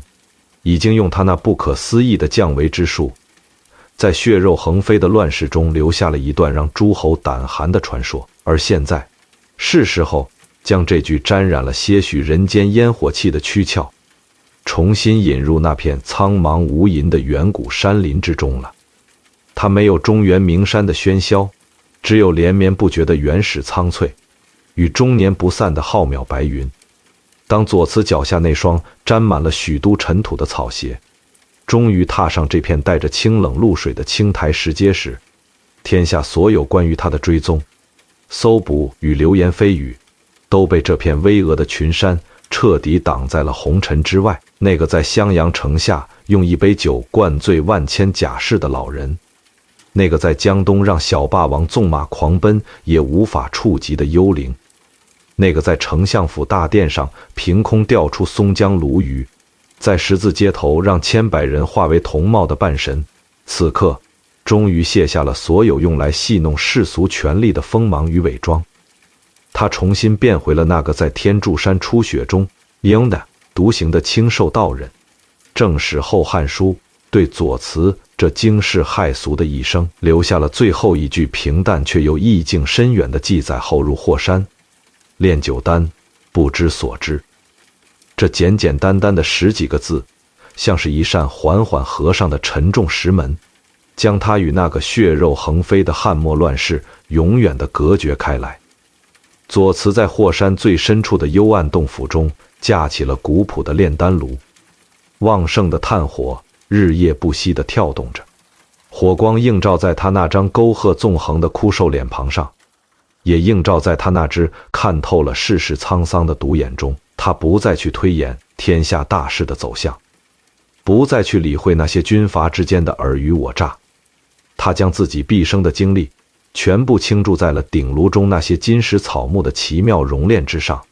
去追寻生命形态向着更高维度跃升的终极造化。但他并非是一个彻底断绝了人间烟火、毫无情感的冰冷神段。在东晋著名学者葛洪所著的《道家典籍抱朴子》中，清晰地记录了左慈在归隐之前留下的一段关于文化与精神传承的真实细节。左慈在经过江东时，曾经郑重地将自己一生参悟的太清丹经、九鼎丹经和金叶丹经传授给了一个名叫郑隐的弟子。这位郑隐后来正是在乱世中承前启后的修道宗师，也是葛洪本人的师门前辈。根据抱朴子的记载，左慈在传授丹书时，曾抬头仰望星空，对郑隐发出了一声清醒的叹息。他说：“星象已经大乱，中原大地必定会陷入旷日持久的冰灾与血劫，所以我才会前往霍山，去躲避这场无法挽回的人间惨剧。”这个细节向我们揭示了一个真实的左慈，他其实比任何人都清楚天下苍生即将面临的苦难，但他更清楚，凭借一个人的方术，根本无法逆转整个历史系统崩塌的巨大惯性。他不传授可以斩将夺旗的绝世兵法，也不传授可以纵横捭阖的治国之术，因为他深知那些世俗的学问最终都只会沦为军阀们用来屠杀异己、争夺地盘的嗜血工具。他留给后人的是一套如何看破生死、如何让灵魂摆脱肉体枷锁的修真丹经。这是一把逃离世俗王权牢笼的钥匙，是他对那个荒诞时代最彻底的拒绝与超脱。当左慈在霍山的石洞里安静地拨动着丹炉下燃烧的松明时，山外那个曾经被他无数次戏弄的世俗世界，正在时间那无可抗拒的车轮下上演着一场场残酷的衰亡与轮回。那个仇视方士曾挥舞长枪想要将他刺穿的江东小霸王孙策，在丹徒县的树林里狩猎时，遭遇了昔日仇家许贡门客的惨烈暗杀。锋利的毒箭射穿了孙策的脸颊。这位威震江东的绝世猛将，在26岁的大好年华里，带着满腔的愤怒与不甘，痛苦地死在了病榻之上。那个外宽内忌，在宴席上埋伏下重重刀斧手想要将他正法的荆州牧刘表，在建安13年的秋天，背负着深深的恐惧与无力感，病死在襄阳。他辛苦攒下的大好基业，被他那懦弱的儿子刘琮毫不犹豫地拱手送给了南下的曹操军团。而那个动用满城铁甲，甚至不惜下达惨绝人寰的断食死令，是要将他抹杀的大汉枭雄曹操，最终也没能逃过生老病死的世俗法则。在建安25年的正月，伴随着洛阳城内凄凉的丧钟，永远地闭上了那双丧逆天下的眼睛。曹操的灵柩被运回邺城，葬入了那座冰冷而黑暗的高陵之中。他们的王图霸业，他们的震怒与咆哮，最终都在历史的浩瀚长河中化为一概毫无知觉的黄土。当后世的史学家们翻开那段用无数生灵鲜血写就的汉末断代史时，那些关于兼并、杀戮和夺权的枯燥墨迹，总是让人感到一种透不过气来的血腥与压抑。但左慈的名字却像是一个镶嵌在沉重史书中的锋利楔子，瞬间撬开了一道充满奇幻与自由色彩的裂缝。左慈不仅是一个在正史中留下神秘事迹的方术高人，它更是那个血肉横飞的残酷时代里，中国古代读书人在面临无尽绝望时所能想象出来的最极致的精神寄托。当儒家信奉的仁义礼智信被军阀的铁蹄践踏得粉碎，当士大夫们那引以为傲的铮铮骨气在冰冷的屠刀和幽暗的死牢面前不得不屈辱地弯曲时，人们在内心的最深处无比渴望着能有这样一个人或者这样一种力量的存在。他可以无视所有的物理枷锁，可以穿透最坚硬的城墙，可以将代表暴力的刀剑变成废铁。左慈用他那惊世骇俗的方术，向所有手握生杀大权的统治者进行了一场最彻底、最降维的嘲弄。他没有去招募一兵一卒，没有去攻占哪怕一座城池，也没有亲手斩杀任何一个暴君，但他却用自己的存在向天下人证明了一个伟大的真理：世俗的绝对权力是有其无法跨越的认知边界的。即使你身为君王，拥有100万雄师，即使你掌控了天下所有的生杀律法，可以随意剥夺他人的肉体生命，你也永远无法禁锢一缕在山间自由穿梭的风，无法斩断一片在天空飘荡的云，更无法彻底锁死人类灵魂深处对于超越生死、追求绝对自由的那份终极向往。这不仅是对大汉王权神话的解构，更是对所有企图奴役精神的强权的冷酷宣战。左慈在霍山的云雾中安静地完成了从方外高人到半神传奇的最终蜕变。他留给这个世界的不再是恐惧或者杀戮，而是一种看待万物皆如朝露的超脱与悲悯。《后汉书》中那句不知所知，其实是对他一生最好的注解。他不需要一座宏伟的陵墓来证明自己曾经存在过，因为他的精神已经彻底融入了这片苍茫的天地之中。只要这世上还有人在面对强权时感到无力，还有人在世俗的泥潭中渴望解脱，那个穿着青布道袍、拄着枯木拐杖的老人就会在历史的字里行间投下他那莫测高深的微笑。夜色已经深了，天柱山上的初雪或许又在一个不知名的年份里悄然降临。今晚我们跟随着左慈的足迹，见证了那些足以颠覆认知的奇观，也看透了世俗权力的虚弱与无常。在这个充满各种规则束缚与压力的现代社会里，我们每个人都在为了生计而疲于奔命。我们或许无法像左慈那样掌握穿墙遁形或者口吐活鱼的惊天方术，但我们依然可以在自己内心的最深处为自己保留下一座云雾缭绕的霍山。那是我们在被现实的重担压得喘不过气来时可以随时退守的绝对净土。在那里，没有上级的苛责，没有世俗的攀比，没有那些让人精疲力竭的得失计算，只有纯粹的宁静和属于你灵魂本身的绝对自由。去接纳生活中的那些不可抗力，不去执着于那些我们无法掌控的权利与财富，用一种游戏的心态去看待生命中的起伏与波折。这或许就是左慈跨越千年留给我们普通人最实用的微小方术。感谢你在这个漫长的夜里陪我一起听完了这段游走在正史与神迹边缘的乱世传奇。请放下你手中那些令人焦虑的繁杂事物，合上那本充满纷扰的人生账册，